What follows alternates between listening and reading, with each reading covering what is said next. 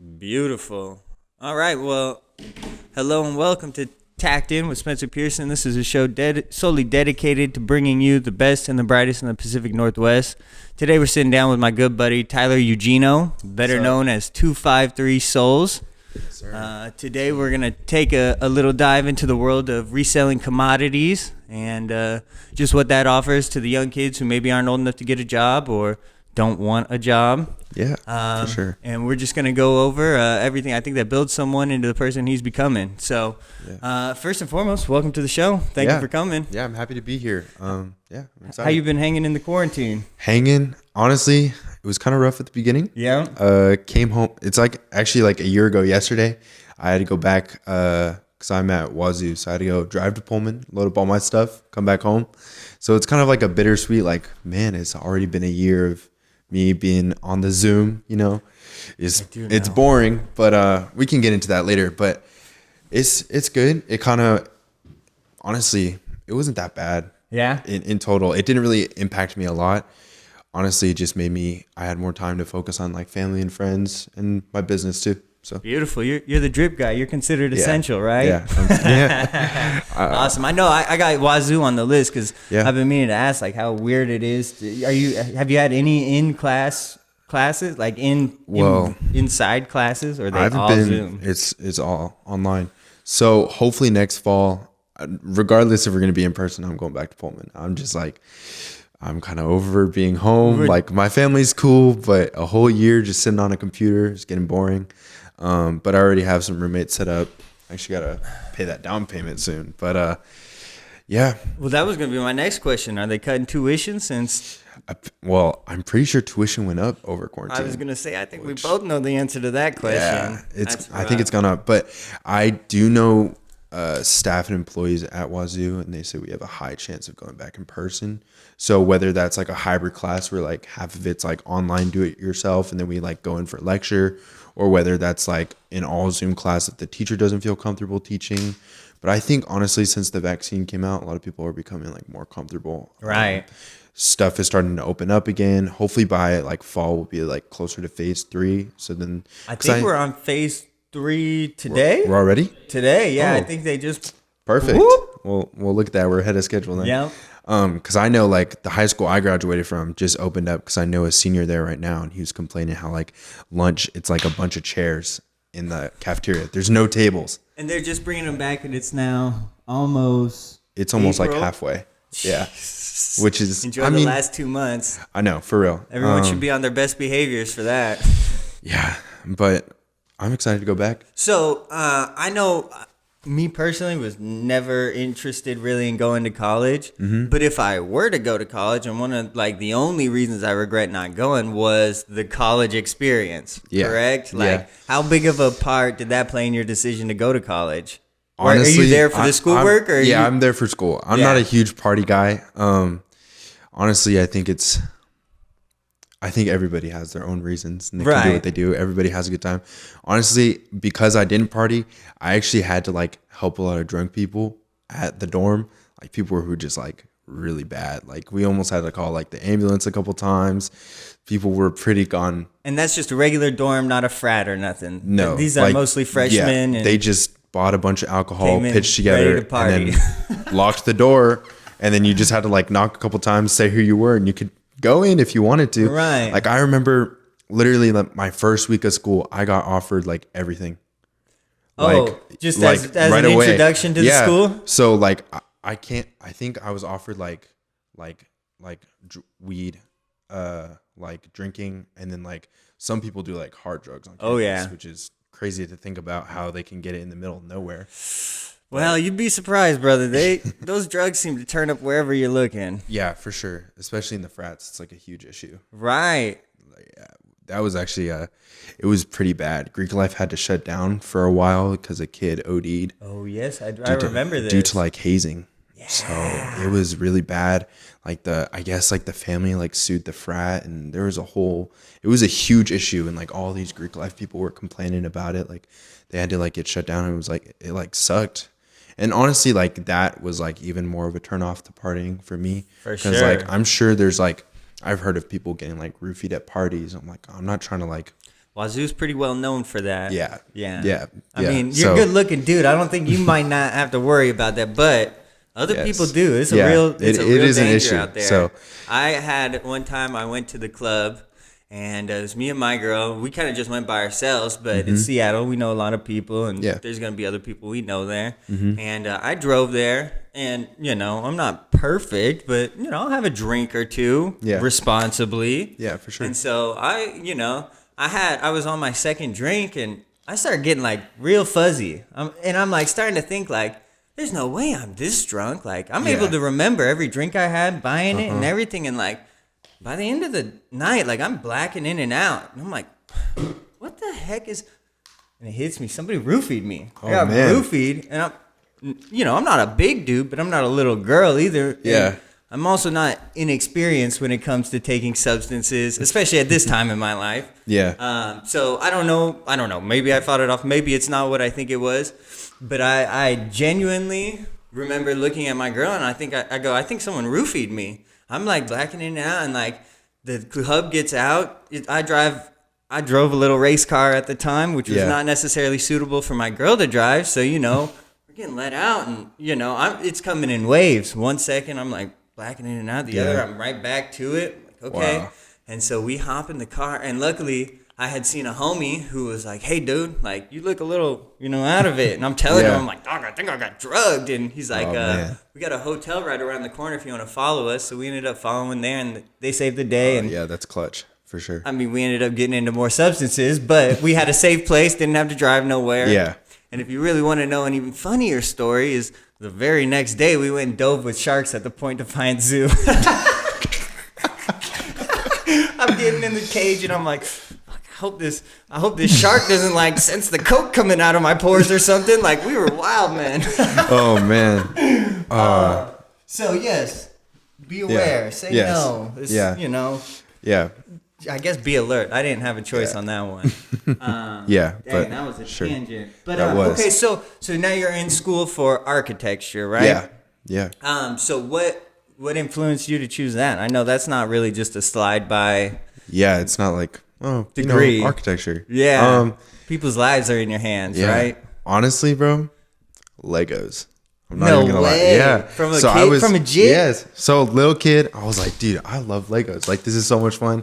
And then like I like Star Wars at the time. So I had the Star Wars Legos. And so and I liked like, I kind of regret this now because some Lego sets are worth a lot of money. Like the old ones. I think throughout this podcast, we're going to hear a lot of that sentence with a different item put in front of it. But anyways, I would like tear Lego sets apart and then make them my own. And my parents were like, you probably really like designing. So honestly, I kind of looked into like building Lego sets. And then I was like, oh, maybe this is not for me. Like, this is not a career. Like, I don't want to be like come back to high school, like, hey, what do you do for a living? I was like, I create Lego sets. Like, so what were you building? Were you building structures, or it was just like I'd make a car, were you a better car. Directions, or well, like I'd follow the directions, have it, and I'm like, oh, this is kind of boring, and I'd make it my own thing. Beautiful. Yeah, and then after that, I was like, I think it was like middle school or like freshman year. I was like, all right, like it's high school. I gotta like think about like what I want to do with my life. I was like, okay, so like I like creating things. I'm okay at drawing. Like maybe architecture is like a thing. And then I kind of just like did research on that. And then I have a couple family friends who are architects. Oh, and then, awesome. And then what's crazy is that the one that I know, he got into it because he liked Legos as a kid. And then now he's at like this architecture firm. How many architects do you think Lego is responsible Honestly, for? Probably a lot. Probably a lot more than they get credit for. Like, because like you're just hands-on building buildings. And so like that's just kind of what, and then I talked with them and he was like, yeah, I'm sure you love architecture. Like you can come shadow at a firm, which I actually never ended up doing. I probably should have, but I didn't. Is it too late or not worth it at this point? I still have people that can go to firms and shadow at. And then I started looking at like the numbers because that's important with the job. I don't mean to cut you off, but let me make sure I point something out that you said that was very important. And I try and tell a lot of people, because it's funny how we make these lifelong decisions off something as small as, Legos. Legos or whatever. Someone says something, it doesn't, whatever the thing is. Yeah. the most important part is if you do choose to do that, go out and speak to someone who has been doing it, has some success in it, can tell you what to expect, you know, what route you should take, which one's going to be more beneficial. I try and tell that to as many people. So I just wanted to stop you, make sure we pointed that out. Yeah. Get back to it. Yeah, for sure. Yeah, that's definitely important. Like, seek out anybody, even if it's not somebody you know. Just like, there's so many professionals. If you got to pay for their time, it's worth it. This is a lifelong decision you're making. Yeah. I mean, like, even with reselling, my mom has like her own business, and there's so many times where she was like, I could have told you not to do that. So I could have been like, not had that experience. And so, like, definitely talking to other people about what you're choosing to do, especially if it's like your profession, is definitely the smartest thing. But back to architecture, I like I said, like, I was like, I think 13 when I knew that I wanted to be an architect. And then, in my family, we had like this big party because it's like, you're a teenager now, like you're stepping into adulthood. And at 13? Yeah. Yep. Sweet. Like, that's like the big deal. And that's so the manhood year. Yeah. Almost. Yeah. And then again at 18, and at that party, my youth pastor at the time, he had talked to me, and he had spoken to me that architecture was the move. And I had a heart for like ministry to people. So like meeting people, talking to people, helping people, even it's just like having conversation, which is why I love doing stuff like this. So this is a lot of fun. He was like, so I think that you'd enjoy being like a missionary and then go like design stuff for people. Yeah. Which was really sick. And like, I was like, that sounds cool. Cause like, I like people. I guess I like buildings now. Yep. And then I was like, let's go do it. And so then when it came time for like applying to colleges, I applied to Portland State, U of I, which is in Moscow, and then Wazoo. I got into all three. Moscow, like right by, okay. Yeah, 15 out of Pullman. And I got into all three, and I was like, all right, what do I pick? Yeah. And I probably picked Wazoo more because my parents went there and because the people that they knew still lived in Pullman. So I had like family already there because I had been going to Pullman like every like summer trip like for years. So they're alums? Yeah. Yeah. So like I already knew them, and which is weird that because there's been so many times where I'm like walking around and like my last name gets mentioned and they know who I am, but I have no idea who they are. And they were like, are your parents Chris and Jessica? I'm like, yeah. And they're like, yeah, we went to church with them in the 90s. And it's so weird. So your parents got some pull too. Yeah. So like they know people in Pullman, and now I kind of know people in Pullman. So I was like, this seems like the best move for me. And I'd always grown up like rooting for Wazoo Cougs. That's pretty freaking cool. Yeah, it's exciting. I'm loving it. I'm excited to go back because honestly, freshman year was so much fun. Just meeting people, especially in the dorm. Like if you're thinking about going to college and like, I'm not going to meet anybody, literally you can meet anybody. Like if you feel like you're in like a weird like friend group, you can find the exact same friend group in college. Like if you're into weird things, you can find people who are into those. They still got high school cliques in college. Yeah, and it's even more like I feel like in high school it's like, oh, you like anime, you're such a weirdo. Yeah. You go to college and there's like clubs for it, and then people who will watch anime with you. Like it's stuff like that. Like not like anime is weird, but like there's all these like different like niches that you can find, and the thing you thought you were the only person in your town who liked you come here and you find out, oh, there's one of these people from every town. Yeah, like for real. Like I saw like this meme the other day, and it was like in middle school, like I like Pokemon, and in high school it's like I like Pokemon. You're labeled as like a weirdo. Yeah. And then you go to college and you're like I like Pokemon, and then like 20 people are like let's start a club, you know? So like it's so like that. Like it's so weird how many people I met. Like I have like a group chat full of like resellers at Wazoo that I met. Like one guy even has like a store there. And like it's super cool. Yeah. And like have you ever heard of New Yak City? New Yak City? No, I've not. They're out in Yakima. My homeboy, he drives. What does he drive? He delivers some sort of death materials for I think it's coffins or tombstones or something crazy like that. But he's got a route that he runs out in Yakima, and there's a shoe shop out there called New Yak City. That's middle of nowhere. And he has been hitting on the dunks out of there. Really? Yeah, I'm not trying to give up his juice or nothing, but they seem like they're taking good care of their customers up there. Yeah. Okay, cool. So the other thing you mentioned, and I really wanted to touch on, was your parents. Yeah. when I first met you, you let me know. So this is a show where we gas up anyone in Tacoma. If you're out here doing your thing, we're gonna put you on notice. Let's so do it. I know your parents got some businesses. I'm sure they'd love a shout out from you, Yeah, and we'll for go sure. in and maybe talk about how that affected you growing up. Because let's do it. I'll be honest, I don't. Not jealous of people's situations, but I wish I had more of an entrepreneurial presence in my childhood. I didn't really get around entrepreneurism until I was out on my own. So I've always wondered what it's like to grow up in that kind of house. So give them a shout out, sure. tell them what to do, and then let's hear it. Also, first, if you don't know, I met Spencer because he was my mailman. I met him before I even started reselling. The world's not supposed to know I'm a federal agent. I'm just messing. It don't matter. Anyways, so like what's crazy. Yes, I was his mailman, and I was picking up all his mom's packs. She was breaking my back. She was putting in pulling work. bags. Yeah. So what's crazy is like he was our mailman, and like I knew him, but I was young. I hadn't started reselling, and then I started reselling, and then like I forgot how we met. It was probably like a DM. I bought a Fugazi Supreme Nintendo Game Boy. I still got the Sean Witherspoon exclusive. Yes, he bought like this like fake Game Boy that had like 300 games. That were definitely downloaded like illegally. And I tried selling it on eBay, and they kept kicking my listing. So after that, he was like, "Hey, like, I know you." I'm like, "What?" And he's like, "Yeah, I used to be your mailman." And then he started picking up reselling, and then I'm like, "Wait a minute, I knew this guy before I even started reselling." Like, and then I mentioned it to my mom, and she's like, "Spencer, our old mailman, like, you know him?" I was like, "You know him?" Yeah. So I tapped in with his mom, but I have a thing where anytime I meet a business owner, I do my best to make a good impression. And if they have anything to offer me, great. If I have something to offer them, great. That's usually how it goes. Yeah. And so I made a connection with his mom. Yeah. And she runs a store. And yes, he's not lying. They have one of the biggest pickups in the office. We're talking 2 full bags. I don't know, 200 packages each. Yeah. Like, they're moving. Yeah. So my mom does a lot of like personalized clothing, and she recently started doing like accessories. So she has like this laser cutter. So she'll like cut stuff into like little pieces of wood. And then so like Christmas, she was like making ornaments and stuff. And really? Yeah. So like she's actually expanding a lot into different things. And I guess like she just got like this new printer where you can print ink and then with the ink throw it on a shirt.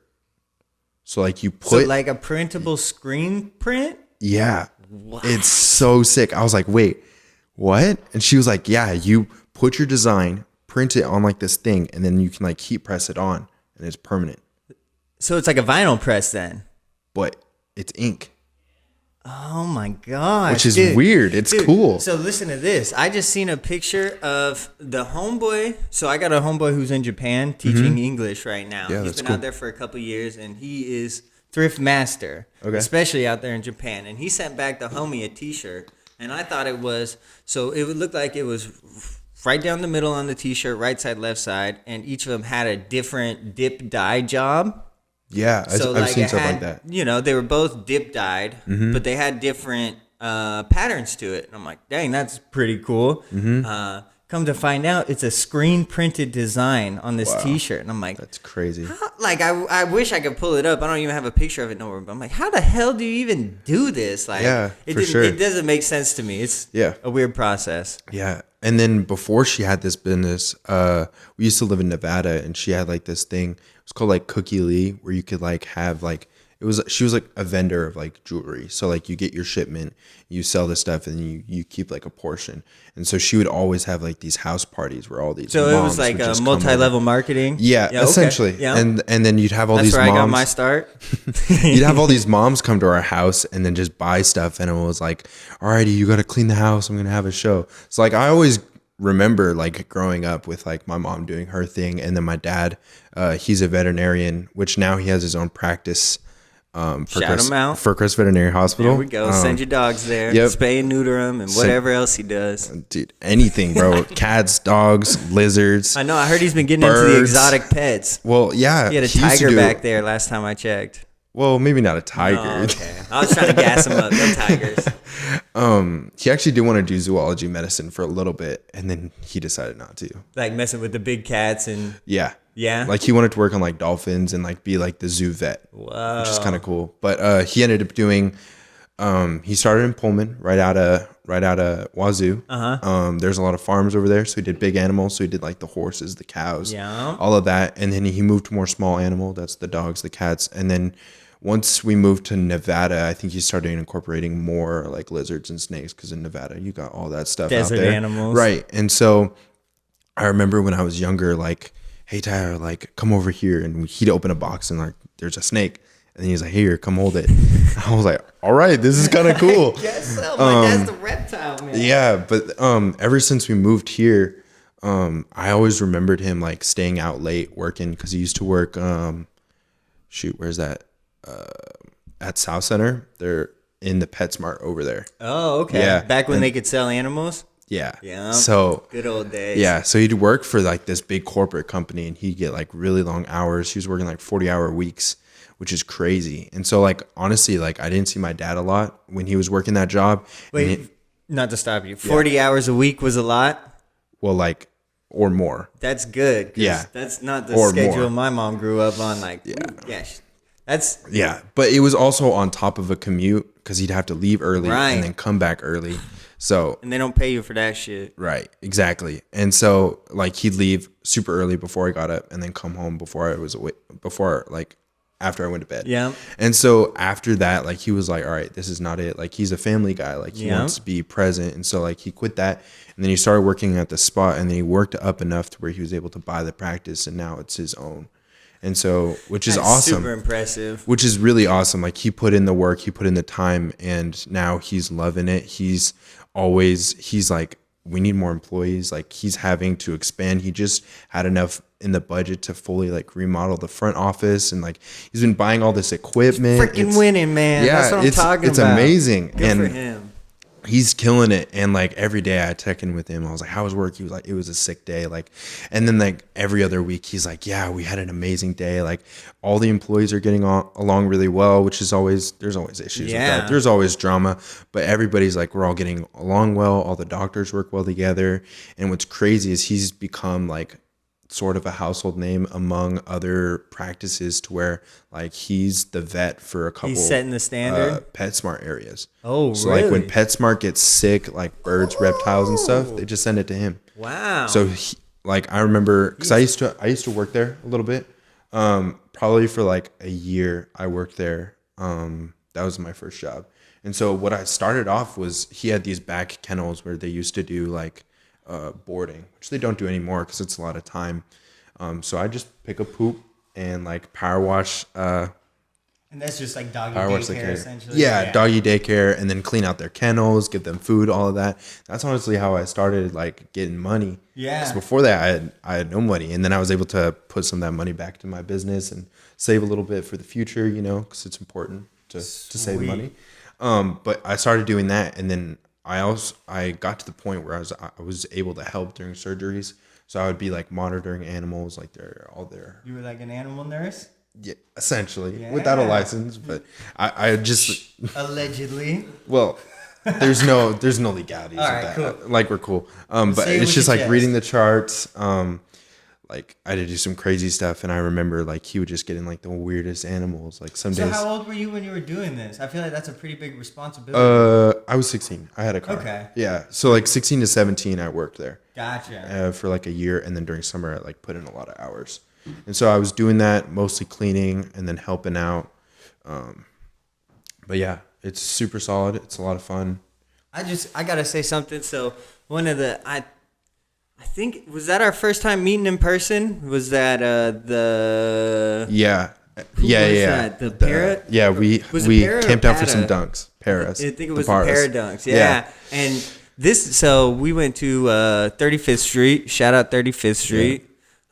And it was a first come, first serve. And Tyler, I think I beat him there by a little bit, but Tyler ended up pulling up and he said, yep, I got my dad with me. He's pulling a double shift with me. And so with that, man, I was so impressed with that. I thought it was cool. I got to sit there and chop it up with his dad, and I'm like, man, Yeah. I got to get my dad down here for some extra pairs. He ended up pulling out 4 pairs, and Yeah. that got you. Those were worth some money by the end of Yeah. it. Did you still got them, or you let them No, go? I sold them all. That was actually a pretty fun day. Like I was like, hey dad, like I'm trying to go get these shoes. You want to like come with me? Because like he always loved spending time with me, like hanging out. Like our bonding time is really like important to both of us. And he's really supportive of just about everything you do. So it was really sick for him to like come and see like what like a sneaker release is. And like I know a lot of kids get slack for like, oh, your parents helped you, but like I don't really see a problem with that. As long as they're not fully funding your business or if you need like a jump start, I don't see an issue asking your parents like, hey, if I can pay this money back, can you help me out? Well, and that is the absolute beautiful thing about sneakers is you can get started with $200, $300, $400. You can get started with nothing. You can get started with nothing. And I think a reasonable loan from your parents, if your parent, you should be able to, if your kid has a business he wants to start, you should have $1,000 you should invest into your kids. I don't think that's unreasonable. Good luck finding any other business you can start for $1,000. Yeah, and you can sure. be far in the green in 1 month's time. Yeah, with $1,000, far in the green. But yeah, we waited for that, and he actually said hi. He was like, "Hey, say hi to Spencer for me." But that was fun. We just camped out for 5-6 hours. Yeah, for some shoes. We met some crazy people. I missed the whole half a day of work for that. Yeah, it was tight. There were some people who were tweaking out. You remember that? Oh, yeah, bro. They were smoking blunts the entire time, bro. We're out there for 4 hours. And it was blunt after blunt. Yeah, and then they started tweaking because they were high. And before you got there, so this was my first time walking up to 35th, right? Mm-hmm. So the way they have it is the shop is all the way at one end of this block of 3 shops or whatever. Yeah. And so I found a parking spot, stopped, and I seen there's a full line. I thought I was at the end. Well, it turns out I was at the front. And so I started standing in line. These 2 other kids had walked up in front of me, so I stood behind them. And I'm just minding my business, and all of a sudden they start getting into it. And this guy who's just sitting on a chair right in front of the door, who was the first guy in line, was like, "I'm about to kick the shit out of these guys if they don't back up. Like, what the fuck you thinking? Like jumping in line in front of me?" And I'm like, I thought I was in the back. And the guy's like, I don't know what you're talking about, bro. This is the back of the line. And he's like, no, this is the front of the line. That's why I'm giving you shit. And I was like, oh, okay, I'm going to bounce to the other side. I ain't trying to have no problems. But yeah, little wild times at Federal Way. There were some wild times at Federal Way. I remember that day there was other people at the Seattle spot, and there was people sparring. Really? Rolling on the floor, just scrapping, just for fun, I guess. Shoes, man. They'll do it to you. I guess so. It's crazy. Okay, cool. Well, now that we're there, let's get to it. Let's get to it. First and foremost, what got you into shoes? And specifically selling shoes, making a business of it. Yeah. I don't know if you remember, but you remember the Nike Elite socks. Remember how poppin' those were? Do you remember those? I feel like everybody. Baseball. I feel like everybody knew what the Nike Elite socks were. Okay, so this is middle school me. I had just came out of private school. It's 5th grade, so 5th grade's like the start of middle school. You gotta define yourself. And by 6th grade, everybody and their mom had these Nike socks because all the hoopers, they all had them. All the football players, they all had them. And then all these kids were like, "Wait, these are kind of dope, and they're comfy." It's like we gotta have them. And at the time, I was rocking Asics from Costco. Yep. So and then I went. Yep. And then I was like, "Hey, mom, I got $15. Can I go buy these socks?" And she was like, "You want to drop $15 on socks?" I was like, "Yeah, mom. They're really cool and they're really comfy." I remember so specifically, it was at the Sports Authority that's now closed. We went in there, we went to the basketball section. I picked out these yellow ones. I was like, "Mom, these are the ones." And she was like, "Are you sure?" I was like, "Yeah." She was like, "You don't want black ones you can wear with any shoe?" I was like, "No," because they were the only ones in stock because they were yellow. And so I picked out the yellow ones. And then I was like, all right, I can't be wearing Nike socks with Asics shoes. So I was like, Mom, for when I get shoes, because at that time, you get one pair of shoes for all of school. That's been a solid rule for you your entire life? Yeah. You cannot mix up the socks. Oh, that was just my preference. Okay. I was like, I don't want to be doing that. I've been caught on more than one occasion of having mismatched socks, but it's just not something I care too much about. Well, In fact, now I do it out of protest. I don't even wear the same socks. The mismatched pair. Yeah, bro, I'm out here. But I was like, all these guys are wearing like their KDs, their Jordans, and I'm over here rocking Asics with Nike socks. I was like, all right, mom. So I can't be like, they can't catch me lacking. So I was like, I got to get some Nikes. Asics were not cool. Asics were not cool. Asics are just now starting to get cool. So, yeah. Okay. I'm glad we're on the same page. Shout out to Ronnie Feig, you know. All of that. He kind of Asics are on the come up. Asics are coming back. And New Balances popping off. New Balances are up. Yeah. All right. Back to the socks. Actually, not back. I need that deal. New Balance. I'm coming for it. So back to the socks. So we go to the Nike outlet and I pick out these, like, they look like Blazer lows. And I get them and they're black and I wear them and I beat them to the ground. I think I still have them at home just because it's like, this is my first pair of Nikes. Yep. And then how did I go from there? I'm trying to think. So like Nikes were cool. I had all these shoes. And then, but what sucked is I kept growing out of them. Mm-hmm. And then I just kept having to buy new shoes because I was growing so fast. And then also at the time, so at the middle school that I went to, basketball was super popular. Like all these kids went to AAU and they all played in like these like team games. And so I was like, I'm going to go play basketball. And I was like the second Asian kid there. Yeah. Because, you know, Asians aren't really big hoopers. You had to represent. Yeah. But then I was like, I got to get some Nike basketball shoes. So then we went to the outlets. We got some Nike basketball shoes. They were cheap, but they did the job. And then I had a good time. Never made the team. Yeah. Yeah. But, you know, I had a good time playing basketball. It's just a lot of fun. And you got the shoes. And I got some cool shoes. And I got some shoes that could match my new socks. Yeah. You know. The yellow ones, or you had black ones by this time? No, by then I had upgraded. Yeah. Yep. And I up in the world. Yeah. So I had like 3 pairs at the time, and that was like a big deal. I could like cycle them, and then I wash them and then cycle them again. Because at that time, like elite socks were like part of your outfit. It wasn't just like, it was like a fashion statement to have them. It was a weird time in fashion, bro. People would wear like their socks like this high and then their shorts like this low and then this is that little still bit of Osiris times and all that crazy? Yeah. There were some weird fashion times in the early 2010s. But the ponies, the high ponies, those are hard. I had a pair of those from Zoomies. Yeah. And I got into reselling because I actually grew up with my grandma who would go to thrift shops and she'd like buy stuff and wash it. And it became like she had a ton of clothes and she'd go and do that, which is interesting because like stereotypically, like my grandma, I never saw my grandma like going and buying used clothes. But she was like, oh, I got this for really cheap. And so she took me one time. So she just had a little low-key addiction. Yeah, she wasn't doing it as a business or anything. She was just buying hoarding some cool clothes. Yep. Beautiful. Yeah, she got a lot of clothes now too. But she took me one time and she like got me a Transformer. I was like, this is dope. And then a couple years later when I'm getting into sneakers, and at this time, like sneaker YouTube was at its peak. Like Kai Somar, Richie Lee, like all of them, they were at their top. And so I was watching all these guys because, what year is this? This is probably 2016. Okay, beautiful. Yeah. So like peak of like sneaker YouTube, Yeezys are at the top right now. Jordans are like kind of meh, you know. This is right about when I actually entered sneaker culture. Yeah. I've always been into fly shit, but I was never really like a sneaker head up until about 2016. I think 2016 was probably one of the biggest years for sneakers. Yeah. Like all the Yeezys dropped. A ton of Jordans were coming out. All these YouTubers were making content. And so like because I played basketball, like I would watch them. I would watch like YouTube on basketball, and then it kind of went from like to sneakers because I was getting into sneakers. And so and then who did I used to watch? I used to watch this guy who'd go thrifting. And so I was like, and buy shoes, and then like he'd like sell them online. I was like, there's a thrift shop right by my house. You know where that is? The Value Village. Yeah. So I was like, let me go in there. I already know that they got cheap stuff. And I kid you not, first time I ever went in, I found a pair of Fire Red 5s. Okay. Size like 8.5. I remember this to the day, and I was like, I went with my dad, and I was so psyched. I was like, Dad, like I could sell these for like $70, and they're $8. So you already knew what you were looking for when you were in there. You so knew like, market on it. You've been doing some research. Well, like that was like before this, I just had the Go app to look at shoes. I was just about to correct myself. There was no market back then. There wasn't a big free market. for all, really. Yeah, it was only like eBay, and like Go was really new.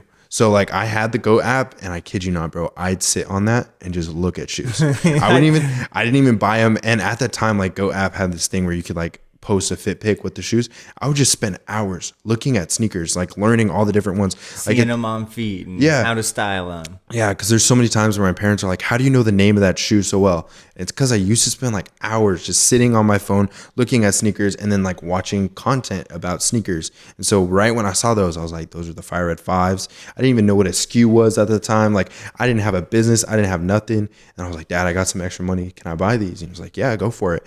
And then I remember cleaning them and then listing them, and they sold in a week, and I was so psyched. They sold for like $70. I was like, I am at the top of the world. And you bought from Value Village for probably like $8, under $10. Yeah, so that's almost 1,000% profit. You can start your business on $8. Yes, you can. Even on no money, you can just sell something in your house. And so for me, I know if there's a shoe that I don't recognize, you will. So I have to ask, because I've always been a money motivated person. Like I do love shoes, but I love the money behind them. Yep. Like, it obviously started off as a love of shoes and turned into a business. It wasn't the other way around, correct? Right. I'd never had the idea of having a business. But then when I sold those shoes, because honestly, I was looking for a pair of Jordans for myself. Mm-hmm. And I was like, wait, these are 8.5. I can't wear these. Let's see if I can sell them. Because I'm watching all these guys flip shoes. I'm like, why can't I do that? Like, it's so easy. And so once I did that, I was so psyched. And then I remember I had to hook up like my mom's PayPal to get my money because I didn't have a PayPal. I was like 15 at the time. And what's crazy is my first year, I made $300 total. Total in 1 year. Profit? I made 350 total and profit was 300. So my margins were great. Yeah. But that's like $300 is only $300. And what's crazy is I made a majority of that money selling shoes for my friends. So because I'd go to Valley Village and I couldn't find anything. This is before you had a car or anything. Yeah, you only had one location. Car. This is when I'd be like, "Hey, Dad, can we go to Valley Village when you're done with work?" And he's like, "I can't today." Or like, I had a ton of homework and I couldn't go. And so like I couldn't go anywhere. I couldn't go and buy stuff. And my parents are both busy. You know, they got their businesses. So that's where I started. That's how I got into it. Was Elite Socks. Beautiful. Yep. What a cool way to enter. Yeah. And so, So essentially you started your reselling career in about 2016? Yeah. Okay, 2016, cool. 2017. And so you said you had about $350 in sales, $300 in profit your first year. Yep. From there, did you slack off and let a year go by? Did you keep building the business? Like, what did the next year look like? Yeah. So I think I said that wrong. I think I started 2017, made $300. 2018, I think I grossed like $1,000. But that was only just like going to thrift stores, buying stuff, selling it for more, you know, and then recycling. And then I just kept pushing from there. Cause I know you guys might not be able to see it, but right now he's sitting here with $1,500 shoes on. Yeah. So he's got 5 times what he ran his first year sitting on his feet today. Yeah. Which is honestly a blessing. I wanted these since release. And then they were worth like $400 on release. But at the time, this is 2018. Yeah. $400 was like half of my gross sales. So I was like, how am I to shell out $400 on a pair of shoes? And what sucks is as I got more money, these shoes went up in value, and then it just kept going and going and going. And then eventually one of my homies got them. I was like, bro, I need these. Like, let me trade to you. I actually paid like $1,100. Oh, okay. From the trade, but it wasn't like out of pocket. Like I wasn't just like cashing them out $1,100. I probably couldn't justify doing that, but it's because it was like inventory that I had. I was like, I was cool with it. That's one of my favorite things about shoes is like through this last pandemic, I began investing in the stock market and all that stuff. So I got my money somewhere and I'm watching it grow. Yeah. But it is not liquid. Right. It stops growing the second you pull it from there. Yeah. And so with shoes, it's nice because you can have, you know, depending on what your inventory looks like, you can have 5 to 10K, like, or, you know, even like, I don't think I ever got up to 5 to 10K of inventory, but at any given time, I had 2 to 3 grand liquid sitting in my closet. Yeah. And all it took was a couple press of the buttons and I had that money within the week. Right. It's commodities I don't think get as much attention as they should. But I really damn, I just had a brain fart. No, you're good. Okay, so in my best year, so I'll tell you a little bit about my story. I'm not exactly sure how I got into resale. I know I was buying a ton of clothes. I think I remember how you told me. I think you were buying soccer jerseys and flipping them. There we go. Good call. Because I remember, because I looked at your sales. I was like, dude, this man is pushing out jerseys. Like, how is he doing that? And I texted him. I was like, are jerseys good money? He was like, bro, I just buy them at the thrift store, list them for a $50 flat price, and they move. Yep. And then I was like, maybe next time I go thrifting, I should pick up a soccer jersey. But I never did. Beautiful. Okay, thank you for reminding me. You can go off of that. So, yeah, so that's exactly actually how I got started. I'm trying to think of what the first item was I came across, but yeah, I started with soccer jerseys. I don't know what caught my eye on them. Oh, you know what it was I've always been a sports guy. I've always had like Mariners jerseys and whatnot, and I know jerseys and hats and all that kind of stuff do well numbers, but I also knew in the thrift shop they're also charging a decent number for them, 15, 20, 25 for a decent jersey. And I found with these soccer jerseys, nobody in America really gives a fuck about soccer. Yeah. Especially Goodwill, Value Village, and these thrift stores. Soccer is the most popular sport in the world. And you can scan through almost any Value Village and find probably 3 to 4 jerseys in there. Yeah, for sure. And now you want to look for the ones with the actual like patches, the official logos. Yep. But the most I ever probably paid for one was like $12.99, and that was like out of the blue. Usually it's $2-3, $4 or $5, $7. And like Tyler said, I would just put them up for $50 and they would move.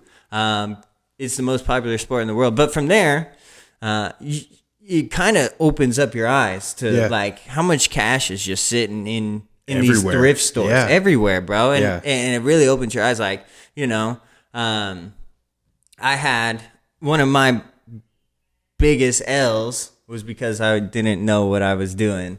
This is a story that eats. Oh, I know this. Eats me away. It's gonna be a good clip. This is a good one. This is a good one. This story eats me away. It's my biggest L I've ever taken in my life. So, all right, cut to like 2010. I'm a little shit ass sophomore going to Stadium High School, smoking Newport cigarettes, just being a little, badass jit. And I had one buddy who was into shoes. He was super deep into. I didn't even know what SBs were, but he was with the shits. Yeah. And he was a little hood rat kid too, like me. And he like showed me this picture of, they looked like Air Force Ones, and they were like, the whole shoe looked like a Newport. Yeah, and let me pull up a picture. We got to give a reference. Pull that up. Ari Menthol 10. Oh, he already got the name. Ari Menthol 10. A-R-I Menthol. Yep. So these shoes came out in about 2010, and there's actually an incredible documentary on them. If you're not into shoes, these are literally probably top 3 grails of almost any reseller or shoe enthusiast in the world. Check these out. So the entire layout. So the guy, I won't go deep into it, watch the documentary, but essentially he was the beginner of this model replicas. He took an Air Force One model. And he flipped the colorway to all Newport colors. It's got the pinstripe, the white. He took the Nike check and flipped it upside down. The laces are like the yellow of a filter. Dude, these shoes are incredible. The box is literally a big cigarette box with a big piece of tinfoil in it. It came with like an ashtray and all sorts of shit, right? So my buddy showed me this, and he's like, yo, check these things out. And I'm like, oh, I'm smoking Newports. I need these. I had no idea what was going on behind the scenes and what like a commotion these shoes were causing in the shoe scene, but it was making a freaking rumble. Okay, so and this is the most impressive part of the whole story. Yeah, this is crazy. I go home and I tell my mom, hey, I want these shoes. I didn't give her no info. I didn't know any info. I didn't know dick. I just told her, hey, I like these shoes. Do you think you can get them for me? And she's like, well, I'll try. Next thing I know, these fucking things show up. My mom hit for retail on the Ari Menthol 10s. My mom, who doesn't know dick about shoes, doesn't know what she's doing, pulled up clutch for the W of my life, right? And so I get these shoes in, and I wear them to school a couple times just to flex on the homie, like, yo, look what I got. And then I put them up in the box, and they sit in my room for like 4, 5, 6 years. It was like 4 years because it was before I started reselling. And then I moved out of my house and I'm just, need some money. I'm on my own. And so I'm just looking at what I got around and I got these shoes and I'm like, well, I know they were like $250. So I put them up on eBay for $250, see if I can make my money back. Well, I get an offer and accept it within like an hour of posting it and I'm stoked. What's that price say?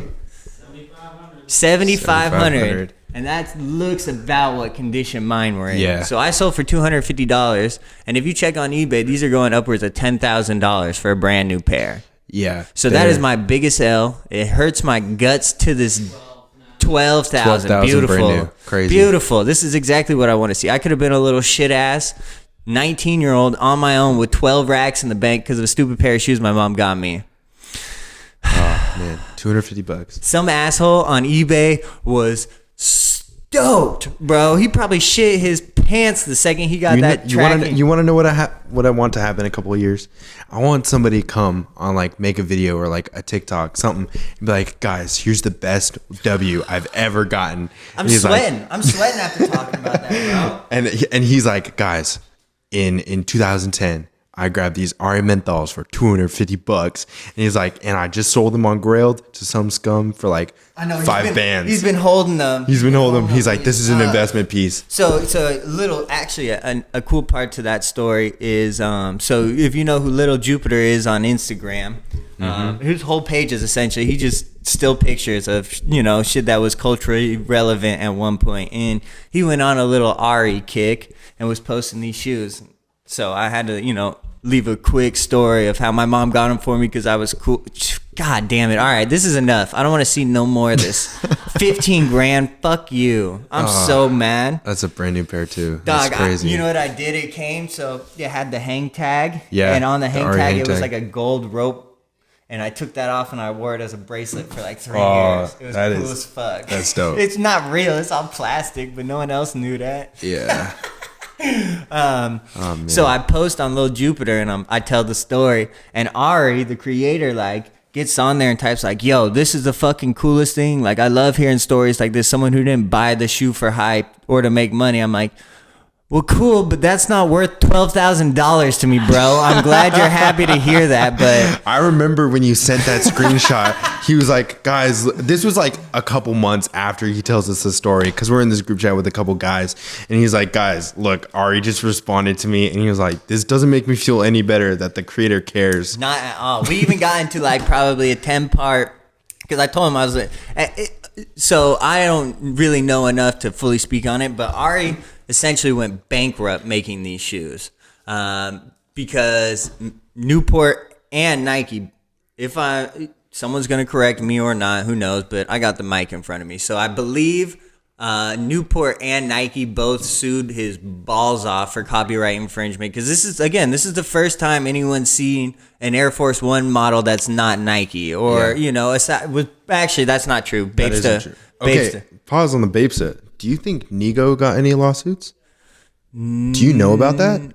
Because I've always wondered, like, Nigo really just made patent Air Force Ones. I think he did eventually, and that's when they started making, like, the newer model foot soldiers and stuff. But originally, no, I don't think so. I heard that he didn't because he was making them patent leather.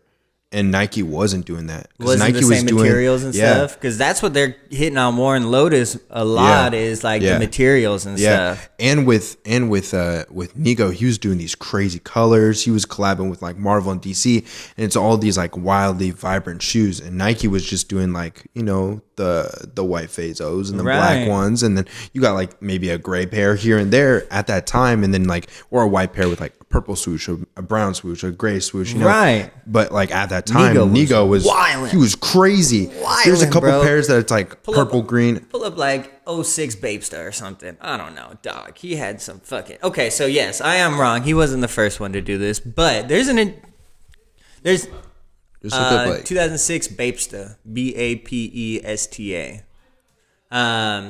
And so he got his balls sued off, lost essentially his entire fortune. There's a whole documentary on it. Yeah. But he really did it because he was a smoker for a long time, and I think he quit. And if you follow his Instagram, give him a follow at ARI That dude is one of the most intricate minds I've ever seen. His posts blow me away every time he puts one up. Yeah. A lot of them are just on like subliminal imagery and advertising and marketing. Like he built this. He put this whole shoe together as a fuck you to Newport for poisoning the youth. Yeah, which is crazy. Which is crazy as fuck. He went all out and he delivered on his promise, and for sure they hit him hard for it.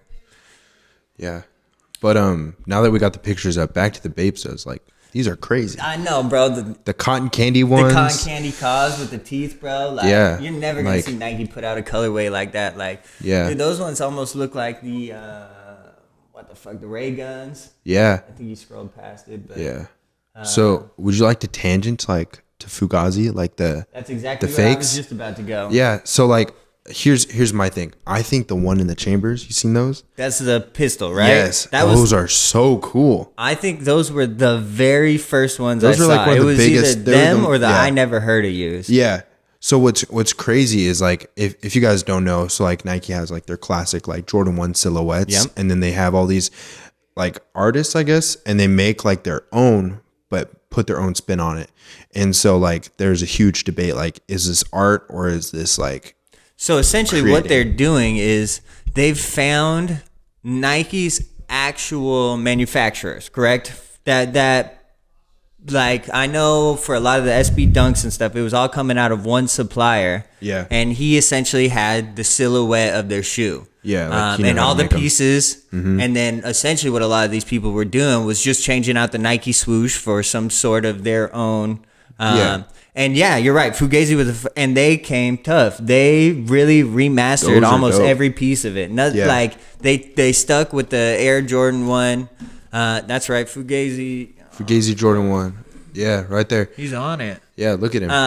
Shout out to the producer, man. But they redid the sole. They had a whole sole on it. They turned the Nike Check into a revolver, like. And then the lace tips were bullets. Oh man, the bullets. And then my favorite part is the air holes on the toe box are actual bullet holes. Like, they did an incredible job with that. And then a lot of people are like, oh, these are art. Like these are sick. Right, and they were. And then you got Warren Lotus. We got to talk about Warren Lotus. Everybody came. I mean, look at that, $13.99. Everybody and their mom started doing this. Everybody came. And the biggest part that went into this, I think, was Warren Lotus. And I think we got to talk about that if we're going to talk about the bootlegs. So it was what Warren Lotus was doing is he was selling that Fugazi was doing this and all these other companies. He's like, okay, they're getting away with it. Like it's all good. Dude, the bandana on the back. Oh yeah, the Paisley print. It's so cool. And like they were using good quality materials too. Yep. So like those weren't cheap to make, and then they were selling them for more. You know, you got to make your profit margins. But what Warren Lotus was doing is he just copied. He made colorways that Nike had made, and then just put like his own little symbol there instead of the Nike swoosh. Not only did he steal colorways, he specifically remade their top performing models in the resale market. Yeah, not recent, but. I mean, he grabbed the Heinekens. He grabbed the Stussies. What else did he? Essentially all he did. Did he even remaster the sole, or was it still a Dunk sole? It was literally a copy and paste of the Dunk, and you just changed the swoosh. That's it. Yeah. And I remember the first ones came out, and it was like, okay, he's kind of cool because like Warren Lotus is like a respected artist. Like he has a couple collabs with a bunch of other companies, and he does like his cool like artwork. He's a legitimate artist. Yeah. But people got mad at him because he was just copy and pasting. But here's the other thing. So, it started off with the Fugazis and the Jordan 1s. And then the next rendition that really got ran through was the Air Force 1s.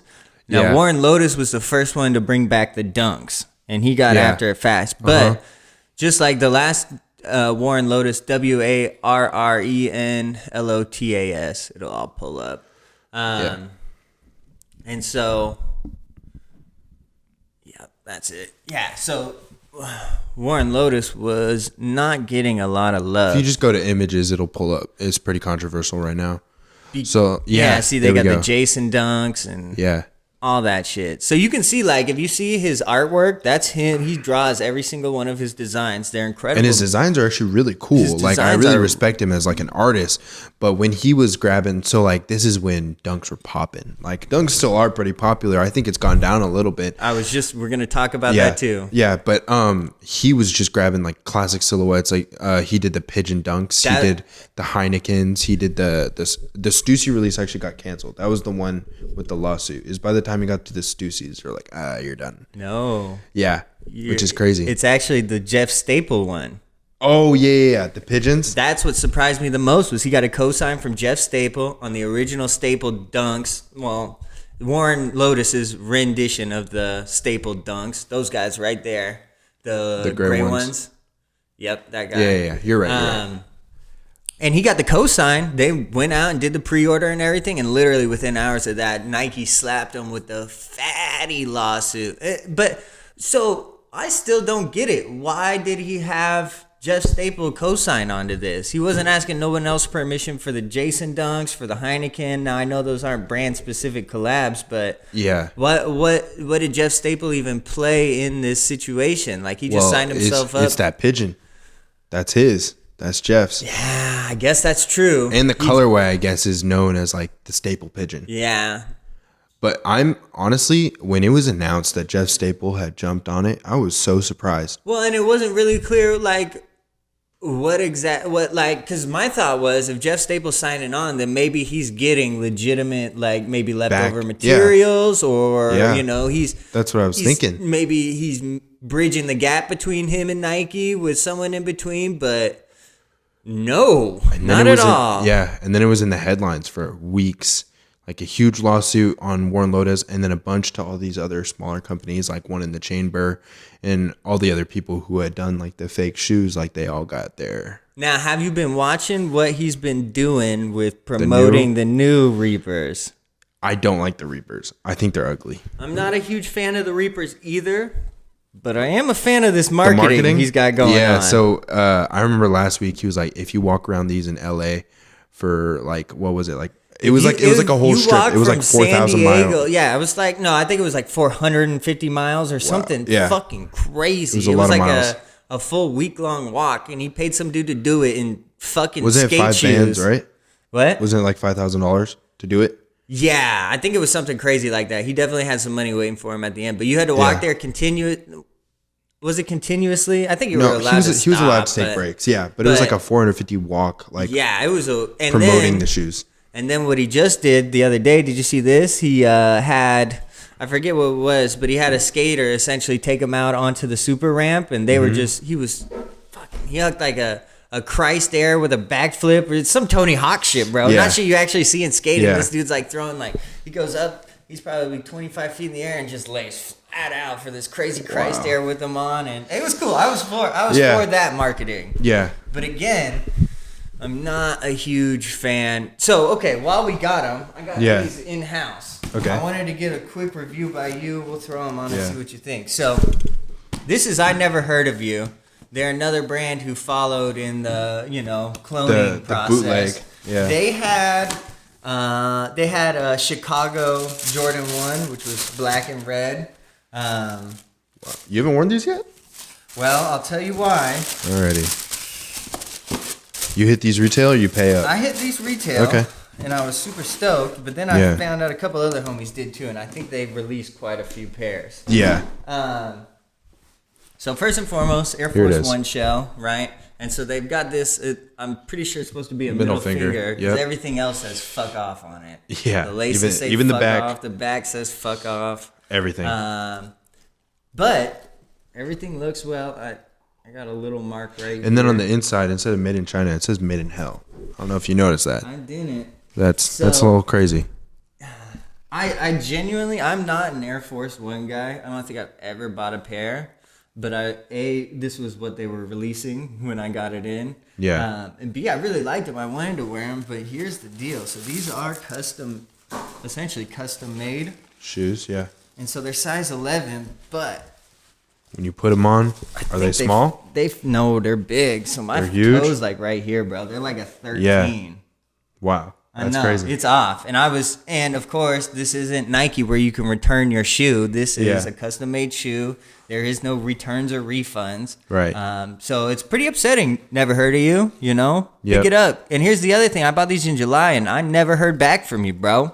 It took like 4, 5, 6 months and you gave us an 8-week waiting period. So just know if you're going to make us wait, you better come correct, motherfuckers.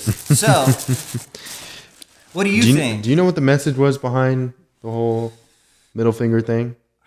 Do you know? I imagine it's pretty clear right here. Fuck the fuck off. Don't. Well, I know like the Aries were like screw menthol. Right. So like, does this have? Was this just a particular, or is this just like these guys just I hate everybody? Went for shock value. I think that's what they did. Do you remember when Supreme was doing that? They had like a season or two where everything had "fuck" in it in really big letters. Yep, I remember that. I think these would probably go great with 2017 Supreme. Yeah. And what's crazy is you could just go to Foot Locker and buy the exact same shoe without the middle finger. Yeah. Right. Or you could just draw it on. I mean, aside from that, that's actually in the rubber, but you can get a full one. Yeah. And what honestly kind of sucks is like with these bootlegs, you're paying up a little bit more than retail.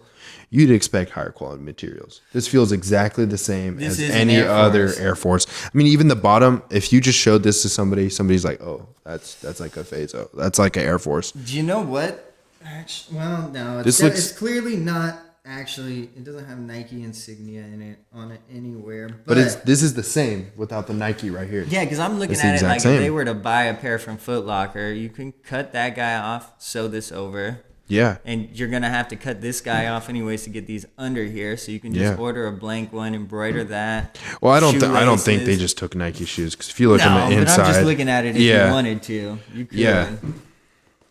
But I think honestly, the whole bootleg thing kind of went from art to just like, I want my money. Exactly. Because like with like the one in the chambers, like those were art. When there was one or two guys really putting in the work. Yeah. Yeah. Now we got Half Evil Sam, who's got Half Evil Dunks. We got your Fork Supply with Dunks. Everybody is coming out with their own Dunks. And those are just off the top of my head. I'm not going to actually go on Instagram and look.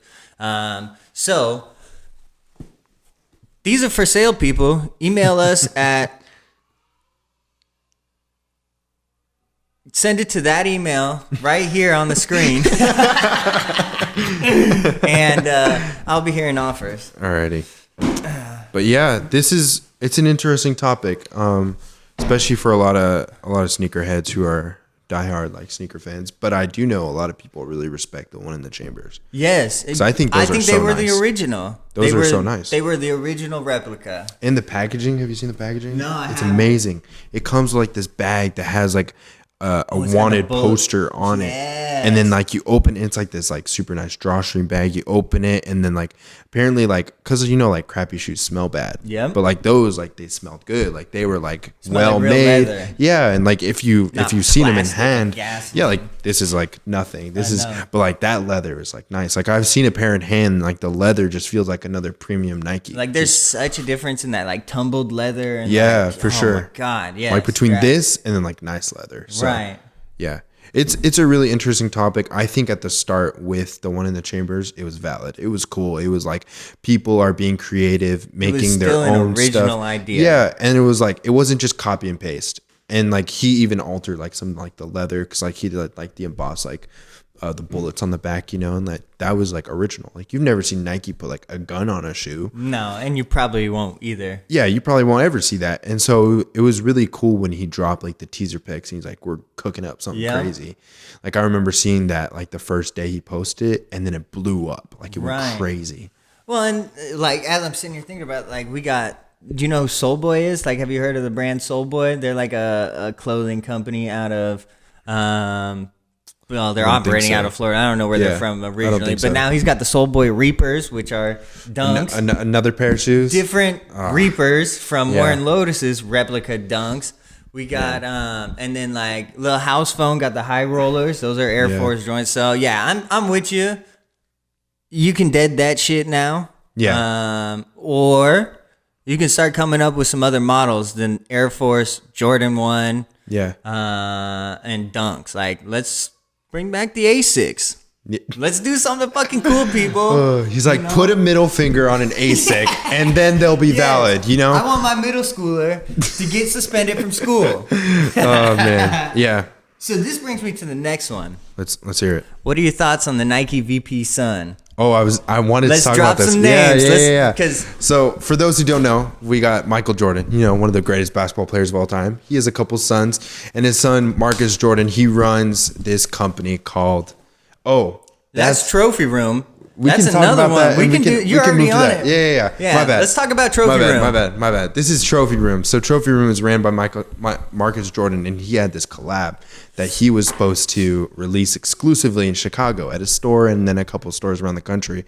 But what he ended up doing is there's 50,000 pairs in the world. He ended up backdooring all of them. So that means he sold them straight from the get-go. Now, is this allegedly?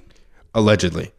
There hasn't been an official statement. But how are they going to get I think I did see an official statement, and it did not look like he was denying it by any means. Yeah. He said, pretty much, it's my store. I'm going to do it. Yeah. Correct me if I'm wrong. Again, I'm just a dummy with a mic. But I'm pretty sure I saw something along the lines of, it's my store. I'll operate how I want. And what I doubt think it's going to be on the Trophy Room page, though. Yeah, what I think is insane is that I remember him saying, like, people have these in hand before I've even seen them. Like, people had them before he did. That's what Marcus said? Yeah. I remember there was an interview where he was like, yeah, I haven't even seen these yet. And people got them and selling them. And what else is crazy is that allegedly, I don't know if they're, you can check me on this, but apparently he sold every pair for $18,000.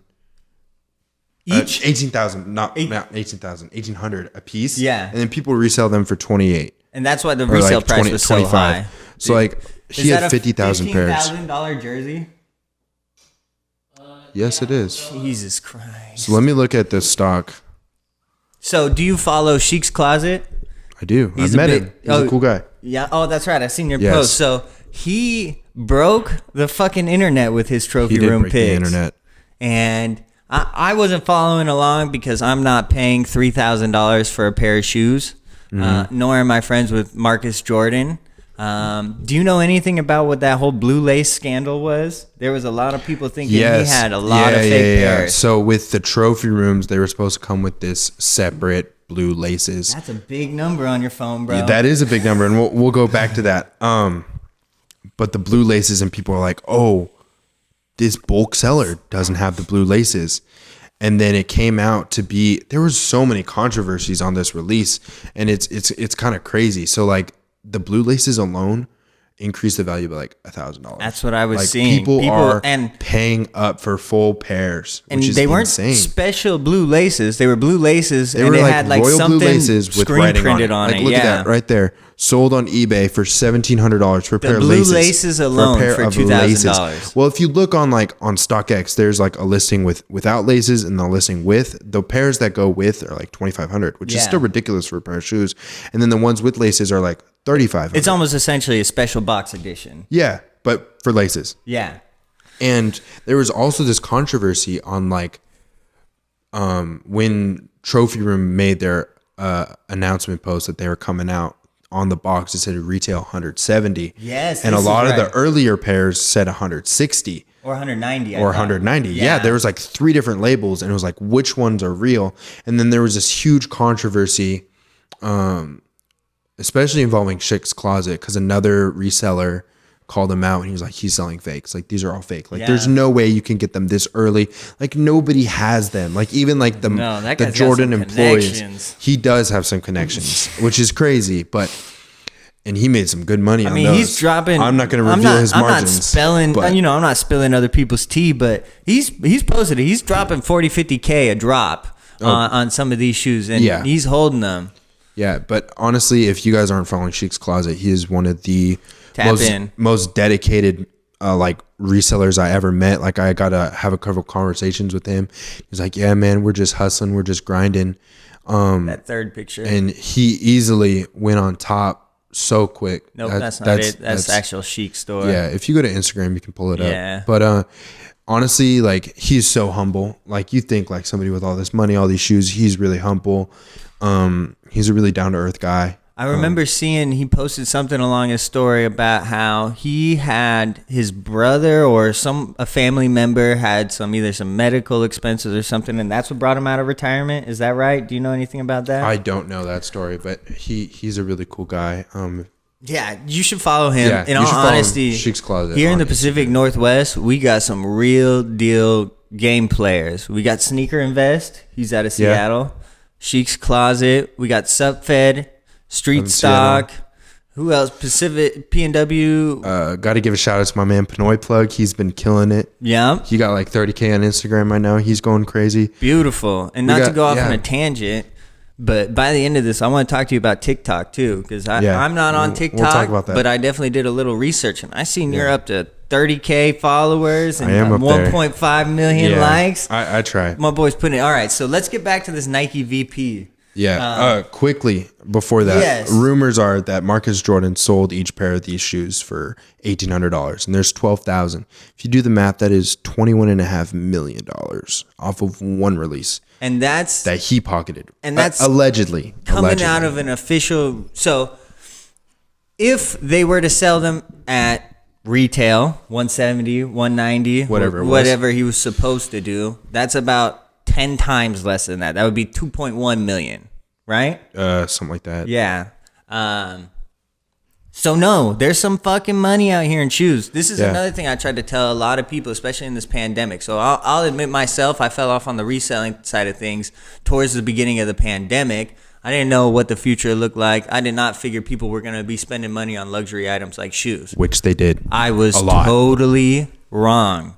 These are no longer luxury items in today's world. They're assets. They're necessities. If you want to have any sort of sway, like, not to say you can't make an impact in the world without a pair of shoes, but it sure does fucking help. So, yeah, my thought was that's going to slow down. I was totally wrong. Yeah. Speaking personally, my business did very well during the pandemic, which is interesting. I'm so glad to hear that. I thought it wasn't, but I know a lot of people that were like, pandemic boosted my business to what it is today, which is crazy. Right. I cleared out my inventory, and now I'm getting right back into the swing of things, which is not ideal, awesome. People. Always stay active. If you got something good going, it's always way harder to get started than it is to just keep pushing. Yes. Alrighty, to this Nike VP. Yes. Let's talk about this. So this is fucking crazy. So you want to pull up her name, Nike VP? This lady was... Also, it's not confirmed. It's that she helped her son. In what way is it not confirmed? Because... Was it his Amex? No. So here's the thing. There's so many different stories that's all the same, that she helped her son get the money for the shoes. But I do know a lot of resellers who know him personally and saying they got it wrong. So I don't really know who to trust, but I do know that a lot of people who knew him personally were really upset that the media was slandering him. So your homies are saying he got it out the mud, and that it's not the way it seems. Okay. I don't know if there was... I have to imagine the truth is somewhere right in the middle. You don't build a multi-million-dollar reselling business off your mom's credit card. You still got to put in the work. And the thing is, and why would she step down if there wasn't any truth? If there was, we live in a weird world. I can understand stepping down. Yeah. Just off optics alone. Maybe. Because, so the story is, through this pandemic, other people have taken notice of the shoe market and what it is affording. Because if you don't know, most of these resellers are under 18. Most of them aren't old enough to work a job. There's 11, 12, and 13-year-olds out here balling out. Yeah. And so people started taking notice. I think it was Time or some other magazine put up an article. Washington Post. Bloomberg Business Week. Beautiful. They wrote an article. So they did an article on, I know they at least interviewed West Coast Streetwear. Yeah, that's his business. Yeah, West Coast Streetwear was his Instagram tag. Yeah. And he sat down with the reporters and essentially, through this article, ended up revealing in one way or another that his mom was a VP for like the North American division. And in charge of the sneakers app. That's an important thing. And in charge of the sneakers app? Apparently that was her part of her job. Okay, you know where to send the hate mail at. So essentially, he kind of let it out the bag that was his mom, and I don't know if he specifically said it or the connections were made behind the scenes. I heard that a reporter did like some digging. Yeah, you know, because like when you write an article about a person, you want to know like their background, you want to know who they're talking. Telling the truth. Yeah, and so when it's crazy. But they found out like his mom was this VP for Nike. Yeah, a spokeswoman for Nike told Bloomberg Business that Mr. Herbert had shared information about West Coast streetwear with the company in 2018, and Nike had advised that there was no violations of company policy or conflicts of interest at the time. Nike did not immediately leave the product, yada, yada, yada. So once this came out, pretty immediately his mom... The firm estimates the current market is at $2 billion with projections to reach $30 billion by 2030. Is that for shoes in general? That's the sneaker business. There's money. So we'll get to future predictions. I don't know if I agree with that it's going to 15x in 10 years, but we'll see. Yeah, so essentially this guy had access to a lot of shoes that the average person didn't. So the allegations is his mom essentially handed him an Amex and he went to town without a credit limit, which is pretty much any business situation that is a positive for the person holding the card. It's not usually a positive for the person who's responsible for the card. And she ended up stepping down. Now, I can't say I've hit on sneakers any more times since she stepped down, but what do you think this means for the small guys who are out here really getting it out the mud? Honestly, if there's any truth to the situation, I think it's a crappy situation overall. I know that him and his family received a lot of hate. If you go to his Instagram, he turned comments off on a couple posts, but like one post in like 2019 has like 5,000 comments, and it's all like L. Like he was like, imagine exposing your mom, like imagine like all this, and it was a huge controversy that reached beyond the sneaker connection. Like it blew up where like Complex was posting about it, Hypebeast was posting about it, other news sources were posting about it. And honestly, whether it's true or not, it kind of sucks that she lost her job. Like that's not just an everyday job. Like that is a fortune of money. To be the VP of all of North America, you are making money. Yeah. Do we know how long she was with the company? A lot. Yeah. A lot. Like she's 25 years as a tenure. And she dedicated your entire life. And your son fucked it up. Yeah. Allegedly. Yeah. I don't think they made an official statement, but I do know that does suck. But I think... I see it as there's no real solid proof that the only proof is that her name was on a credit card that he used, and that could be a credit card that he paid back, because like he definitely had money. Like if you go to his Instagram account, he's stacking up pairs, like he's hitting like $100-$200 on each release, and a lot of resellers who were contending for him were like, if the VP is giving him all this money, then how is this Instagram post of him with 500 Yeezys any connection? Right. So that's Adidas. Exactly. So he definitely had money, but the point is like whether or not she helped him out. Because that's exactly where I was going with it. You can give anybody an Amex card. Yeah. Just because you have an Amex card does not mean you're gonna amass the business this kid did. He's working. There's no two ways about it. Yeah. Like I respect him a lot for what he was able to put no matter together. who your mom is, you're not spending $1 million through Sneakers app. You're just not hitting like that. I don't care how many accounts you got, how many slots you're running. You're just, So I have to imagine, because I'm thinking of how does that affect me, and I have to imagine he is pulling up at outlets, or I don't know what you do with it. I don't know how you operate with an Amex. I never had that. I never had that leisure of rocking with a creditless card. I had to keep track of all my money. See if you can post some pictures up on that shit.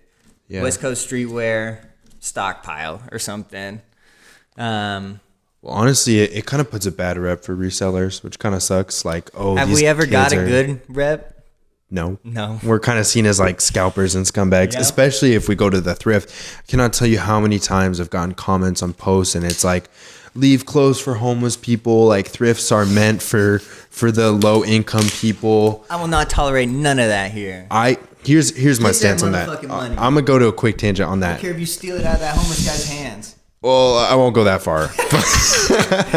But I think, dude, thrift stores go through so many clothes, so many. They get pounds and pounds and like, right. Dude, you think Goodwill's keeping all that money? Yes.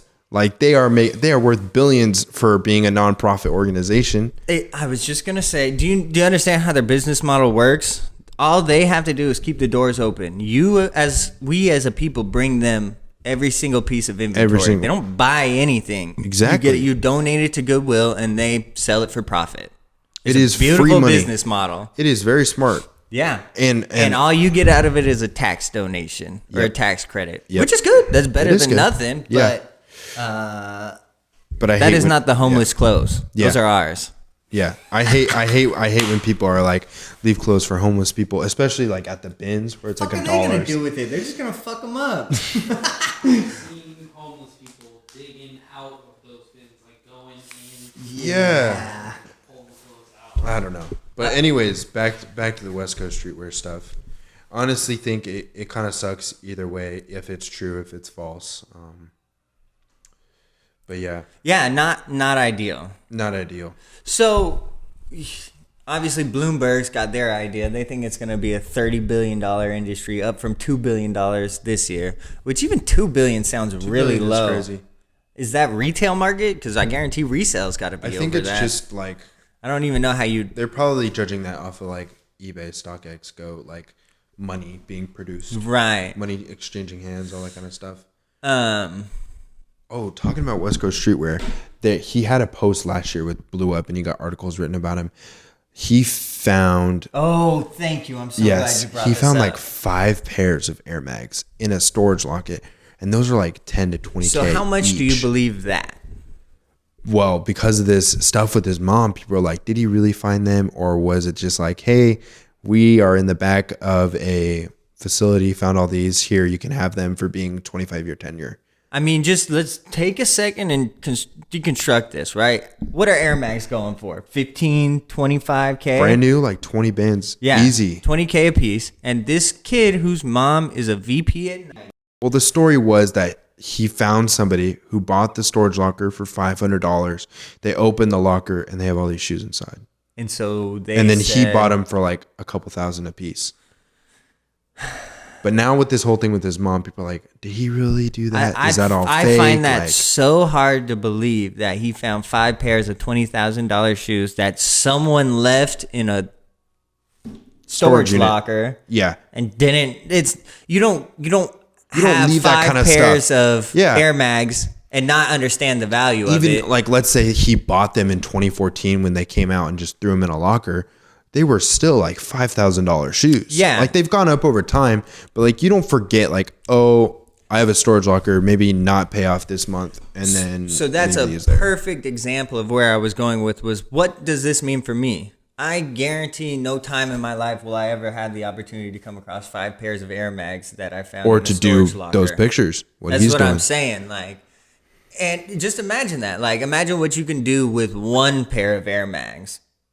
You can change your life. You can, if you're smart, you can change your life. Yeah, if you just turn around and reinvest that in the business, then you can start 25K. You can start pulling these large hauls. Like, that shit is shady. That does not sit well with me. That I don't believe for a second that he found 4 pairs of Air Mags in a fucking storage locker. Yeah. That seems like a alley-oop from mama. I don't know. It's a weird situation. That's my take on that. It's a weird situation. It kind of sucks. So, but yeah, the current state of the sneaker market.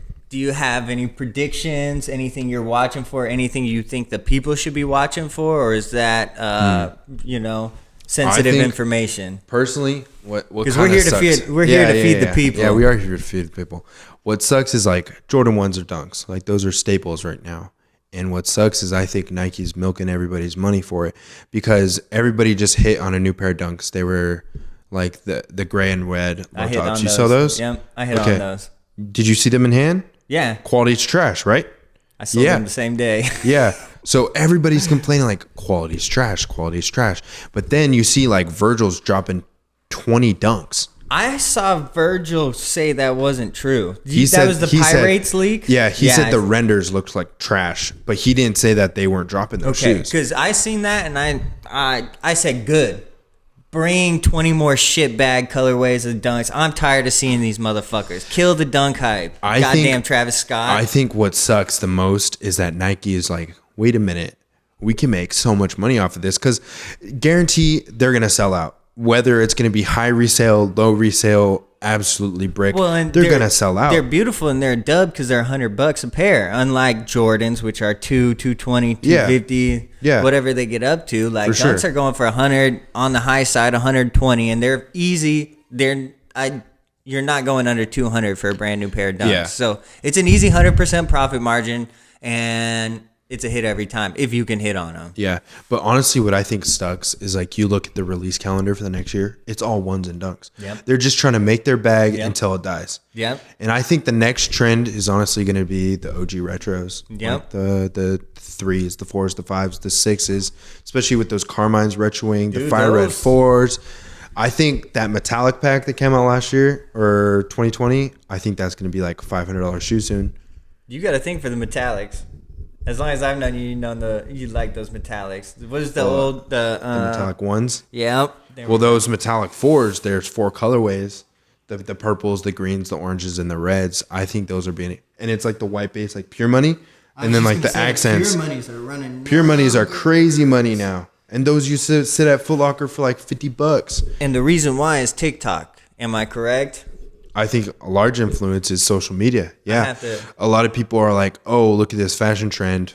On that tangent, like I've been thrifting since like 2017. We talked about that earlier. And then like Carhartts were like, like Carhartt jeans. I'm wearing them right now. Like I love these jeans. They're so comfortable. But what sucks is they are a trend right now. Yep. And what sucks is that all of these fits, like what I hate is that I just now got money to where I can start wearing like I have like I like my closet. Like I like the clothes that I wear.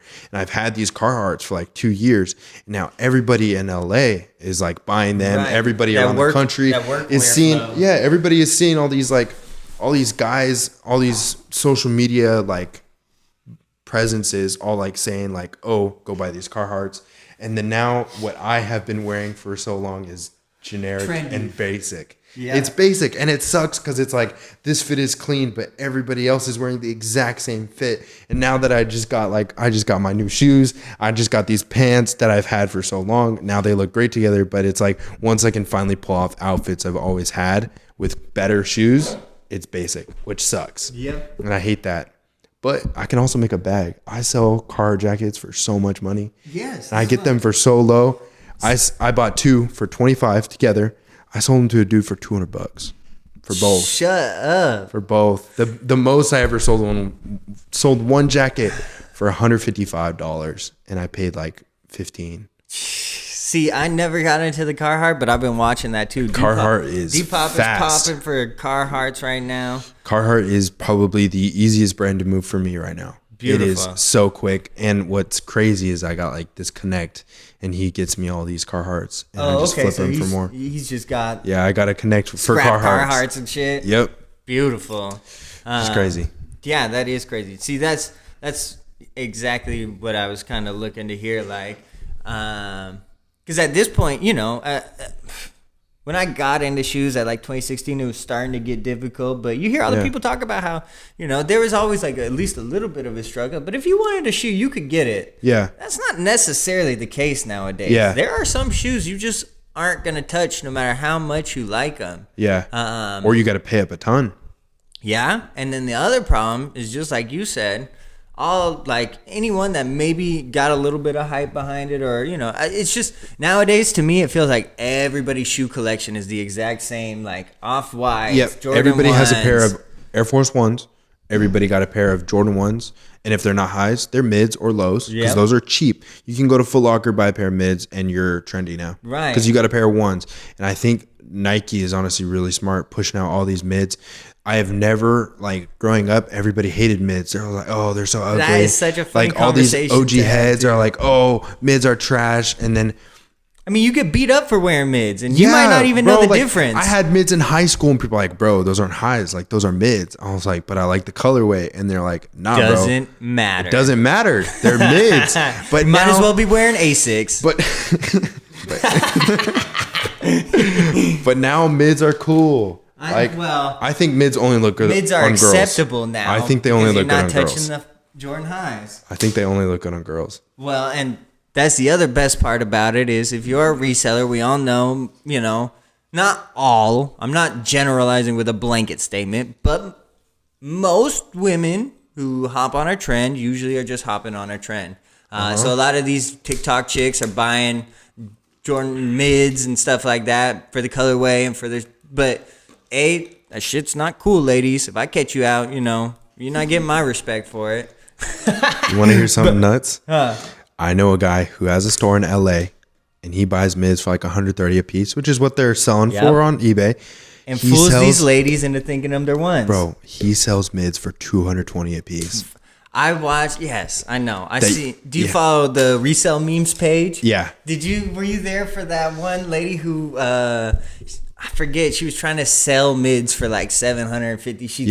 She thought they were bad. She thought they were ones, and so turned into a whole meme of like these dudes offering their life savings for a pair of mids from this hot chick, and she's like, "Well, current highest offer is like $1,300, so you're gonna have to." And it's a joke. She doesn't realize it, but it's crazy. I honestly think it's such a crazy time for sneaker resellers. It is. Where you can go to Foot Locker, buy a pair of mids, and flip them online for double, or like you can just make a lot of money. And that's what a lot of people are doing. That's where I saw most of my money was kind of in what we call bricks. Yeah. Bricks are not hype shoes. They're, kind of just everyday shoes. Everyday shoes that some of them slip under the radar, and you can buy a large quantity from your Foot Locker or whatever. And if you know what you're doing, you can hold them and they'll go up in value, and there's a lot of money there. And it's not anywhere near as high entry to or cost, like barrier to entry with cost, opposed to these hype shoes, which out the gate are coming, $200 plus for a pair of shoes. You got seller's fee and all that other shit. And if it doesn't really skyrocket, you spent $250 to get the shoes in hand, and you might lose a couple bucks because you got to sell it for what you bought it. Plus you're losing all the fees and shipping and whatnot. Yeah. So you stick with these bricks. A lot of those stores, you can even return them if they do brick even harder than when you bought them. So there's a lot of game to be learned here, people, and there's a lot of money to be made. There is no sitting on your ass no more. Yeah. Honestly, I started brick flipping. That's probably how I started. Like mid 2018, I was like, I could just go to the Nike outlet, look up a pair of shoes and flip them for more.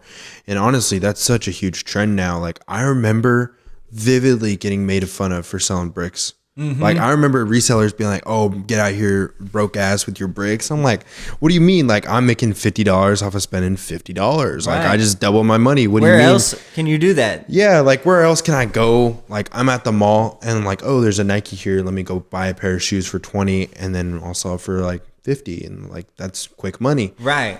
And I remember getting made fun of, and then you have everybody like in these cook groups and like Discord chats, like all like I'm in one, and there's like monitors, and it just shows you all these bricks now, and like people are building like so much money on bricks, which is awesome. But it's crazy how times have changed. Yeah. How it went from like I'm getting made fun of for going to the outlets and making my bread, and instead of buying like the off-whites and stuff, but now I kind of dabble in both. But it's weird. Yeah, it's weird. Like I would get made fun of for like going to Ross, like straight up. Like I would just go to Ross, buy a pair of shoes, flip them, and people were like gassing me for it. Right. Well, those were my most profitable days. Was going through Burlington, was going through Ross, and they got $35 shoes, brand new, no box. Like I remember, you can pick up New Balances, the 1400s, anything over 900 really is an easy $120 shoe on the low end. Some of them go over 200. Yeah. They got them for $35 at Burlington all day. Yeah. If you know what you're looking for. Right. It's crazy how times have changed. So if you don't mind me asking, I'll share mine first, but like, I know your numbers are starting to run up now. Are you cool with talking about like kind of what your profit margins are looking like? We could talk about that. So I know I had one solid year where I went hard every day I was looking to either buy or sell, and we were moving. So in that year I ran, I think it was like 26 or 27,000 in sales, and my profit was 15,000. So over over 50% profit throughout an entire year. Yeah, which is good. There's no businesses out there that are running that their first year. Yeah, which is crazy. So just it's not a brag. It's not even really that great in comparison to a lot of people that, you know, are doing this full time for a living. Yeah. I was, you know, this was a side hustle for me, and I allegedly pulled 30 grand in sales. Yeah. There's a lot of opportunity. So there's a lot of opportunity. Yeah. I think, honestly, bro, I'm so behind on my 2020 spreadsheet. Like, I have to do it because taxes are due, and I got to talk and see, like, do I make enough where I need to put it on my taxes? Because some of this is not, you don't like, so like to be a taxable business, you have to hit like over 20K, I think it is, in revenue, something like that. I think it's 10K. It's 10 now? It's 10? I think so. Okay, so over 10. I don't know though. Don't trust me, but yeah. So over 10K, you got to file that, or like IRS. So I said allegedly. Yeah, or IRS is going to come and get you. Like, they're going to be like, hey, where did all this money come from? Like, you didn't file this. So like, but I remember, like I said earlier, my first year, I made $300 profit off $50, and I was like top of the world. I thought I was like the best reseller ever. And I remember my second year, I think I made like 8,000, but I only put in like 5. So like my margin's really good. Yeah. But as I'm looking at my sales right now, margins are getting tighter, but I'm noticing that it's better to have tighter margins with faster flips. Okay. So instead of waiting a month for 50%, I'm waiting a week for 20%. Okay. So like an example, but it's like it'll be hit or miss sometimes. And what I like is, like, I like buying a pair of shoes. Let's say I spend $120 on a pair of shoes and they're worth $220. Okay. I can easily sell that for $100 profit, or I can sell it to another reseller for $160, make my $40 profit, and then he can make his $40 profit. So everybody wins. I get my 20%. He gets his 20%. And that happens within a week. And you've built a connection through him. Yeah. Now and you got a homie. Now I got a homie where, like, he'll throw me steals, I'll throw him steals, back and forth. And it's like that connection. And then, like, shout outs are so important with businesses, and we will go either way. Right. So I think that is more beneficial for my business right now. So just quick flips. Like, I had a story sale this weekend. I pulled like 3K, but my profit isn't 3K. My profit is probably closer to $1,000. Which is still 33%. But there was some shoes where I broke even, or because I've had them for a long time, I lost a few dollars on that sale. But in gross, I didn't lose that much. And you're bringing in new inventory. Right. And I was able to, like, so let's say I've had like a shoe for a month, and it's like, okay, I need to get rid of these. These are sitting. I'll either break even or lose money so that I can get new inventory that I know I'll move faster, and then I'll learn for next time, like, hey, don't buy these shoes. Yeah. Like, there's so many times where like, oh, dude, I'm not even gonna lie. I had a pair of shoes for a year. I just looked at like my purchase history, and it's like a year and a couple months. I'm like, dude, I got to get these out. Yep. I sold them for $50 under what I paid. Yep. And I was like, I just need them out, bro. And he was like, thanks for the steal. I was like, take them, bro. I need them gone. That's money I already spent like a year ago. Like, it is okay if you take them for under what I paid. But now, because I sold them for $100, I can then buy something and then remember, don't ever buy that shoe again, because it's going to sit for like a year. Right. I got an app that I work on called Sneakers and Stuff, and they're based out of Sweden, and they have raffles you can pretty much sign up for with like you get a couple of days notice that the raffle's open. You go and put your in. They only got so many pairs in each size, and you got a chance to win it. Yeah. I never seem to win anything but fucking bricks off that site. I just won a pair of the Yeezy Quantum C Teals. Oh, yeah.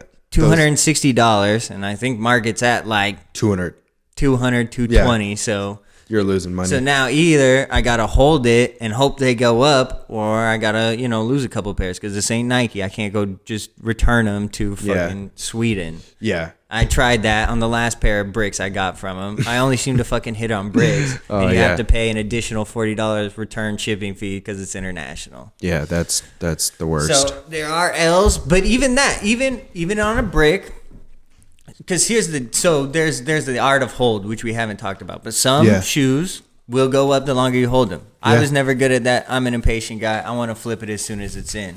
And here's my thing with holds. Only hold if you have money to spend. If all your money is wrapped into shoes, you're not gonna make money. No. If you're just like Wrapped up in inventory. Yeah, if these You need $250 liquidity. shoes are gonna be worth $500 in summer, but all your $250 and you got $50 to spend, you're not gonna make money. Right. Sure, you'll make it's like fast pennies or slow nickels. Yeah. Like you pick what you want. Like I know a lot of people, they have like $10,000 capital at all times and they have their holds. Right. So like they have money that they can spend, put it into used shoes, and then if they have the money, they'll go throw shoes in a storage locker for like a couple months, come back, they're up $50, and that's how shoes become more assets, like stocks almost. Right. And so it's like the art of the hold for, so like people like, it's like buying a Tesla stock. Like That's buying exactly a Tesla what I stock was just gonna when say.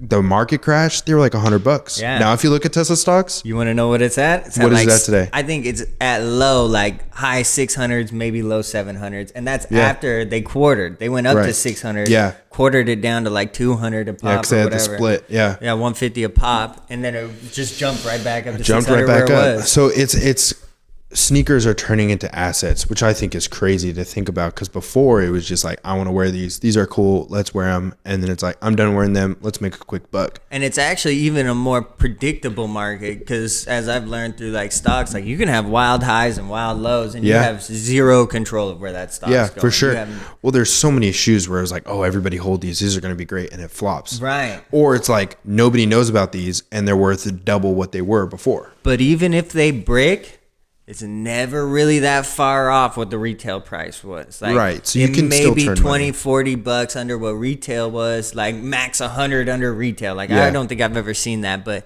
even then, like you might take a little L, but it still retains majority of its value, which Yeah. is a good thing. Talking about holds, do you remember the hype on the Blue Fury dunks? Were you paying attention during then? No, which ones were the Blue Fury? They were blue and then they had a purple swoosh. And every other reseller was like, hey, bro, hold these. People were making TikToks about it, like, hold these shoes. Like, this is the best investment if you're trying to get into it.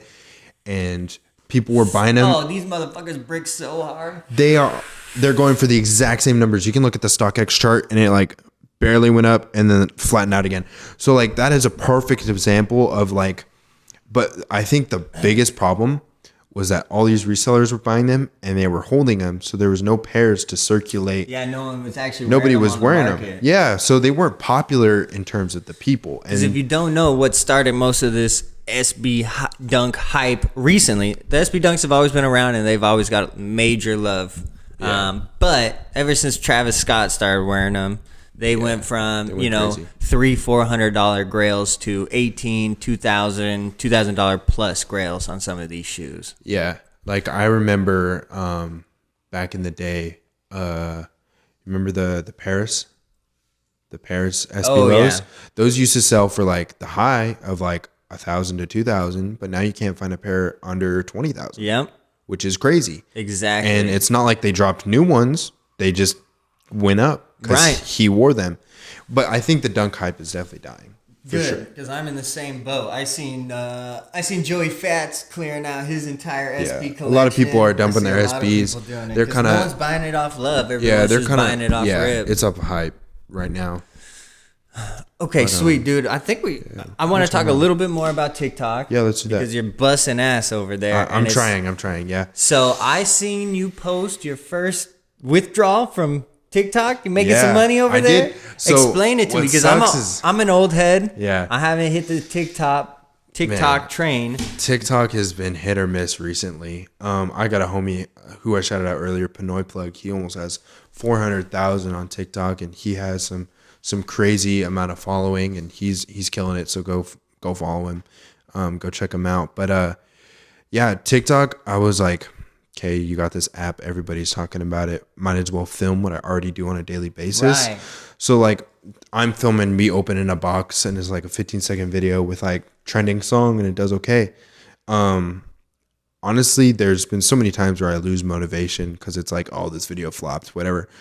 Don't care about that. Yeah. Just keep grinding. Just keep posting videos. Who cares if it flops? Only you will care if it flops. Right. Well, and TikTok's got kind of a different algorithm. I noticed this when it algorithm's first started weird. coming around. I had more than a couple homies who, like, within their first 3 videos, one of them would just take off and go viral, 100,000 views, crazy stuff like this. I'm like, I watched the video and I'm like, that doesn't seem like 100,000 view video. Yeah. What's going on? And so like I seen a couple posts, and so it's, I don't know if it was ever confirmed, but I think they had something in there where like within your first, whatever number of videos, we're gonna help push one of them, so you get that, little surge of. And did that happen to you? I thought you had a pretty viral video towards the beginning. Yeah, towards the beginning, I had one. It was probably like probably like 20 videos in. I had one that hit like over like 200,000 or something like that. Yeah. And it was me just like being dumb, making like a POV about like some kid lowballing or something. I don't know. It was really stupid, but it went crazy. And I was like, oh my goodness, like I can do this. Like this is easy. And so I think what I'm stuck at right now is I was trying to make, because like making content of what you do every day, it kind of gets boring. Right. It's just everyday shit. And I was like, I kind of want to make content that like I like to make. So I like started doing this series where it's like sneaker history. Flopped every single video. And what sucks is like for TikTok, I'll post like 3 videos at a time. So one video, I unbox a pair of shoes, and then I post my sneaker history video. And then I posted like me going to Foot Locker, finding nothing, being disappointed. Unboxing, 10K views. Me going to Foot Locker, it did like 6,000 views, which is okay. Me talking about sneaker history, a content that I really enjoy, 600 views. I was like, come on, like, are you joking? Like, I really put like 20 minutes into this. I did a couple of reshoots because I'm not gonna write a script, so I was just like spitballing it. And then I was like, this is cool. Let me put some pictures, call it a day. 600 views. I was like, oh, this sucks. But I was like, you know what? Eventually, if it picks up, it picks up. If it doesn't, whatever. Who cares? But recently, Instagram has their own TikTok where it's like Reels. Yep. And bro, I was killing it on Reels. Like I was getting views on views on views. And what I think is more valuable is Instagram followers versus TikTok followers. Because TikTok followers, it's a lot of feels inflated. It's more youth and it's like younger, so they don't got money. Yeah. But Instagram, you can reach everybody on Instagram. I feel like you have such a farther reach to people who will be customers, people who will support your brand. So like if you're trying to blow up, post on Instagram and post on TikTok. But like what I was doing is I was just saving my TikToks and posting them on Reels. Because like, why am I going to waste my time making 2 different content? New one. Yeah. Why not just kill 2 birds with 1 stone, get double exposure by making 1 video? So I was like, this is great. And I was killing it. I was getting like, sometimes my reel would hit like 10K and get like 500 on my TikTok. So I was like, Reels kind of likes this more and TikTok doesn't. So it was weird. It was like this awesome thing. And like with Reels, like I hit like 6K followers and I was like, this is so exciting. Like I'm blowing up. And then Instagram came out with a new update and they were like, no more recycled content. And I was like, what do you mean? So if you scroll down in the terms, if it has a TikTok watermark, they won't put it on their algorithm. So I have, and I read that, and then I had like 6 videos that got like 10 views.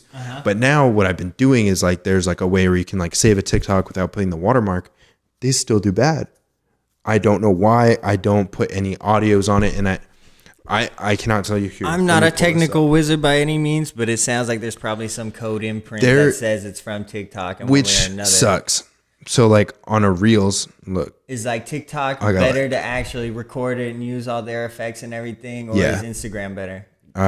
TikTok's better. Yeah. So a TikTok that got 10K views got 9 views on Instagram Reels. If I scroll back, not even 2 weeks, I had a reel hit 25K. Man. So like, look, this is from 1 week ago, 25K. Then if you scroll up to one I posted the other day, 11 videos. And that's talking about fragment Jordan 1s, one of the most popular Jordan 1s. It did terrible.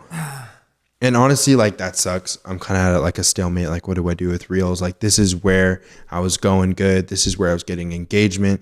Like, I was able to promote myself more on there. But I was like, it's whatever.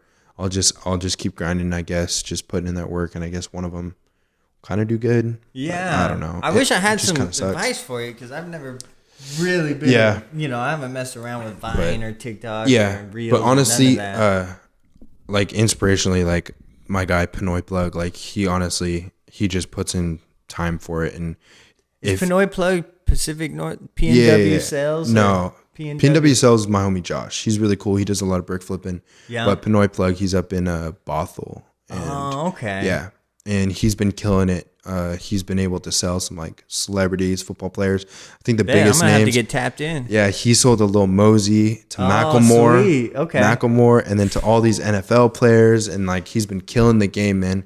So like, go check him out. But like, he's honestly like an inspiration for me to like look, because like his TikToks, like they're kind of what I'm doing. So like, if he can blow up, hit 400K, and then like 40K on Instagram, like why can't I do that with the same content? So like, just like seeing his good work has just like motivated me and like other friends that have kind of blown up. So that's the thing about TikTok. Honestly, if you're gonna start a business, start a TikTok. You film what you're already putting your heart and your time into, Right? Because why not get more exposure for free? Yeah, you're already there doing it. Just take the time to document it. And honestly, like me opening a package takes 5 minutes, and it takes 6 minutes making a TikTok. Like 5 minutes for me to open the box, and then if I make a TikTok, it's like 6 minutes. It's like nothing, Right. And those videos do good. And then people swipe up and are like, "Hey, what are those shoes that you just unboxed? Can I buy those?" Right. And then I get a free sale just to film what I'm already doing.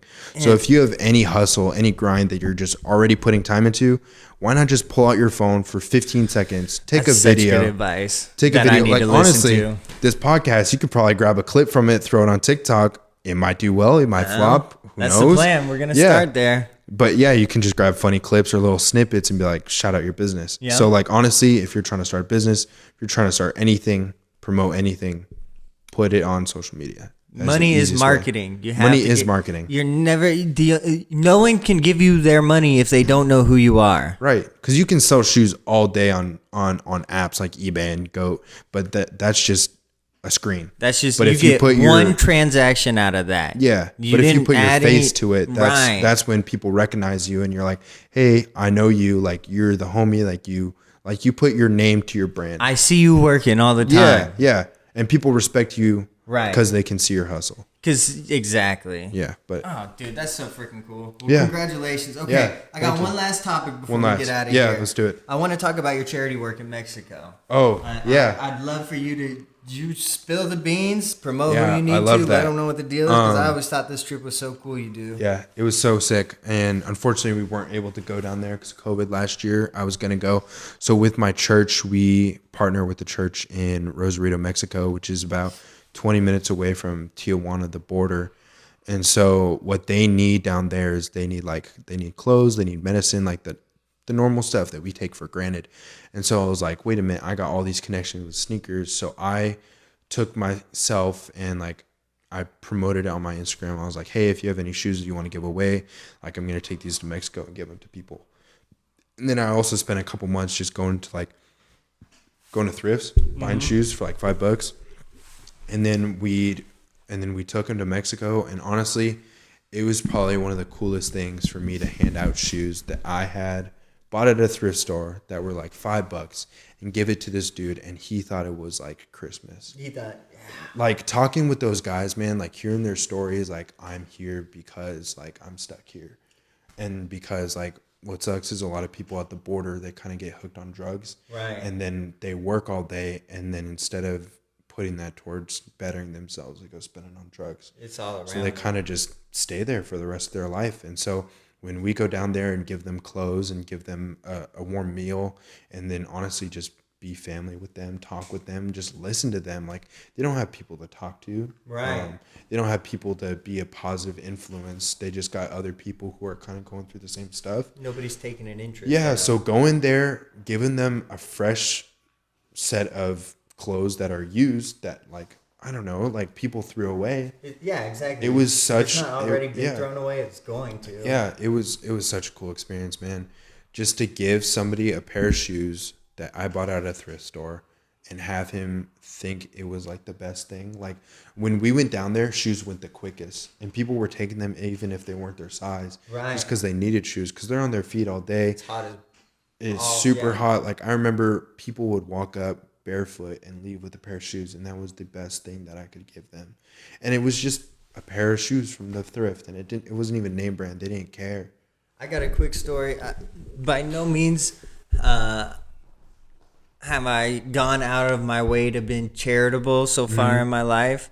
Not to say, well, I'll give you a quick example. So Yeah. I was out on my route up on 6th Ave, and I seen this dude, and he had like he had shoes on kind of, but like they're, this like, whole falling area off. from like here up, the whole back arch was fully missing. His like the ball of his feet was like on the cement and on both shoes. I drove by and it caught my eye and I'm like, I've never seen a pair of shoes that fucked up. And like it totally made me like pull off my route, pull into this parking line. Like I had a pair of, they were used. I'd had them, you know, I've worn them. They're at this point, they're now like work shoes, but they're a pair of New Balance 574s. Incredible. Shout out to New Balance. Shout out to New Balance. I need that deal. One of the most comfy shoes you'll ever own. And I will debate it to the end with anybody. Yep. I think the close second is Asics. Yeah. I'll take that deal too. But so I pull up on this guy and I'm like, hey man, you know, what size shoe are you? And he said he was like 10 and a half. I'm 11. And so I ended up just giving him the shoes off my feet. And this dude was just dumbfounded. He was like, you know. He was like, people care about me. Right. Like, He expected to be living in those shoes until, you know. They broke. Well, they were already broken. I didn't know when he was going to get rid of them. But and honestly, I felt so fucking good after that. I like immediately not for clout or nothing, but I hopped immediately on the phone. Like I think you guys were one of the first people I told to hit the group chat. Like, yo, I just laced this dude up. He's got some fresh kicks now compared to what he had.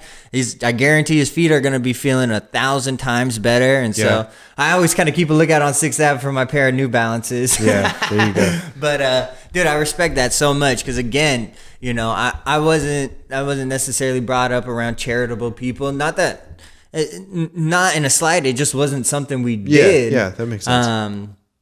Never had anything organized around us for us to participate in, but just that one small deed didn't mean shit to me. Like I drove back to my station and got my pair of work shoes, and but I'm sure it meant the fucking world to him. Yeah.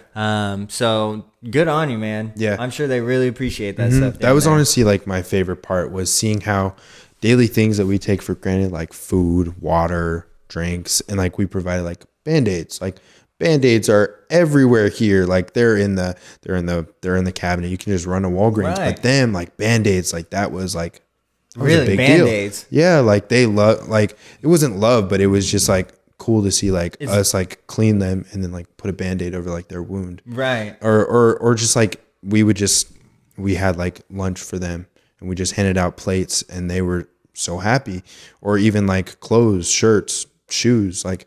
Because that's the thing a lot of people don't realize. I know this country isn't necessarily perfect, but we live in an incredible country. You will not starve to death here. There's the government at least has, you know, safeguards in place to keep you from starving to death, from freezing to death. That's not necessarily the case in Mexico, is it? Yeah. So honestly, like there's not a whole lot of people looking out for you if you're not doing it yourself. And also what sucks is that if you live on the border, there's a lot of corrupt police. And so they might come and snatch all your earnings for the day. Real corruption. So like they'll just drive around and be like, hey, you make any money like washing windows today? And they'll be like, yeah. And they'll snatch it all. And then they got to start at square zero. We did pretty good avoiding the dark talk. I don't necessarily, but the world is a wild place. Yeah, it is. But like that's what made it so much better to go down there and to just be like, wow, like a pair of shoes. Like I sell shoes and make money, but they need shoes. Like they need shoes. This is not a commodity. This is not a commodity. This is like amazing to them. They don't have a shoe collection. Yeah. They got the shoes that we gave them. It definitely puts it in perspective. Yeah, it does. It was really humbling. And it was honestly, if you have any chance to do any charity work, go do it. Like, it will change your perspective on yourself and hopefully it'll have a positive impact on you. So if you have chance, go do it. I will. Beautiful. Yeah. Thank you, man. Before we get out of here, did you have any questions for me? I know I kind of ran the show the whole time. No, you're good. Yeah, I had a great time. How's the family? Doing good. Kids growing like a weed. Yeah. You know, we're out there in the sticks still. You want to know? I got a funny story for you. On the way here, I almost fucking hit a deer right down there on, well, I won't say the street, but right down the road from here. I almost hit a deer, bro. Just almost jumped. It jumped right into the road. Like, I knew it was going to do it too. I'm like, you dummy. So I was, you know, prepared for it. But it made me think, I'm like, I'm all the way out in the cuts. Like, I'm out there in the sticks. Yeah. We don't have any goddamn deer up there. Yeah. I've been up there for almost 2 years and I haven't seen any deer. Like this time driving, I'm like, I've had to worry about a deer in 2 years. What the fuck is going on with that? There's a lot of deer here for some reason. Yes. It's because You get the point. point. And Yeah. everything else is getting. Generally, the only way for them to travel Yeah. is south. But like Yeah. where I live, the whole thing is like the 5. Everything is just woods and like barely developed. I'm And surprised you don't have animals out there, or you yeah, just me don't see too. them. But that's the as I'm saying it, I'm like, well, they probably still have their natural habitat. It's Yeah. undeveloped out there, Yeah. so they're probably not forced to run across the fucking Yeah. street. Yeah, for sure. But yes, other than that, we're all good. Family's good, Living life out there. Grayson's good. How old is he now? He is almost 2. Wow. You speaking yet? No, not yet. Not He's yet? in all honesty, like he has no interest in words. Like he's just now starting to like not, and it wasn't ever that he didn't register or didn't hear us. Like we thought there might be a problem, but we kind of come to the realization that he's legit ignoring us. Like he just Yeah, picks he just don't and care. chooses when Yeah. he wants to acknowledge you, and I'm like, you mother, yeah. Yeah. Yeah, he's wilding out, not Yeah. sticking to his sleep schedule or There nothing you like go. that. Yeah. Makes it. Yeah, he was all nice and asleep right before I got here, and I'm like, all right, sweet, I'm gonna sneak in there and grab some. Nah, he woke up, threw a big old fit. I'm 10 minutes late now. I'm like, motherfucker. Yeah. But Yeah. dude, once he starts talking, that's where it gets real. Yes, it does. And once they start walking, I know. walking and talking, that's like the 2 steps for a baby, and then they go crazy. I know. I'm really like not struggling, but I'm really diligently working on keeping like a good balance between hustling my ass off and making sure I have like the time, not to just to hang with him, but to actually like sit down and Yeah. teach him and invest in him and like Yeah. read these books and do all this stuff. Yeah, just to be there And for do him. all the other shit that comes with, being Yeah. an adult. So Yeah. it's a learning curve. So supporting him and then like being his dad. right. Yeah. Well, and and a husband and Yep. all that other. Just, Yeah. There's a lot. yeah. Yep. You stay busy. Yep. But it's good. I'm loving it. That's awesome. Yeah. Couldn't ask for anything more. Yeah. Beautiful. Anything else? No, I had a great time. Thank you for having me. I'm excited to see where this goes. Yeah. Thank you for being our first guest. I know. for sure. Did you want to leave the people with any like resources that might help them on their, if they were to pick up a shoe today and start, did you have any resources you want to send them, or shout outs you want to give some people, good follows? Well, my business is 253 Souls on Beautiful. Instagram. Yep. Honestly, if you're And thinking that's about 253 Souls on everything. Xbox. Well, it is on my Xbox. Yeah, you're right. I don't know if I want to be blasting out all your shit. My bad. Maybe we'll edit that not out. Twitter, not Facebook. Oh. Yeah, but Instagram, TikTok, you can find me. If you need shoes, hit me up. I could probably find them. Which is honestly a blessing. Like I've been recently been able to do that where like anybody's like, I need these, and I just take a few moments. Like I think I found a pair, which is really We got cool. the plug in the house. Which I try, but some stuff is untouchable. You're right about that. But honestly, if you're thinking about reselling, go do it. It's honestly it's easy. It's a You great can start with entry. $0. Yeah, you can it's just a- find something in your house, look it up on eBay, take some nice pictures of it, link a PayPal, and let it sell. You can just go to garage sales. Garage sales are about to start coming with Yes, spring they and summer. are. Especially with like all the COVID stuff, people are like, I got all this stuff in my house, I need it out. I was supposed to because- get rid of it last year. Yeah, exactly. Yeah. And so they're like, garage sales are a great spot.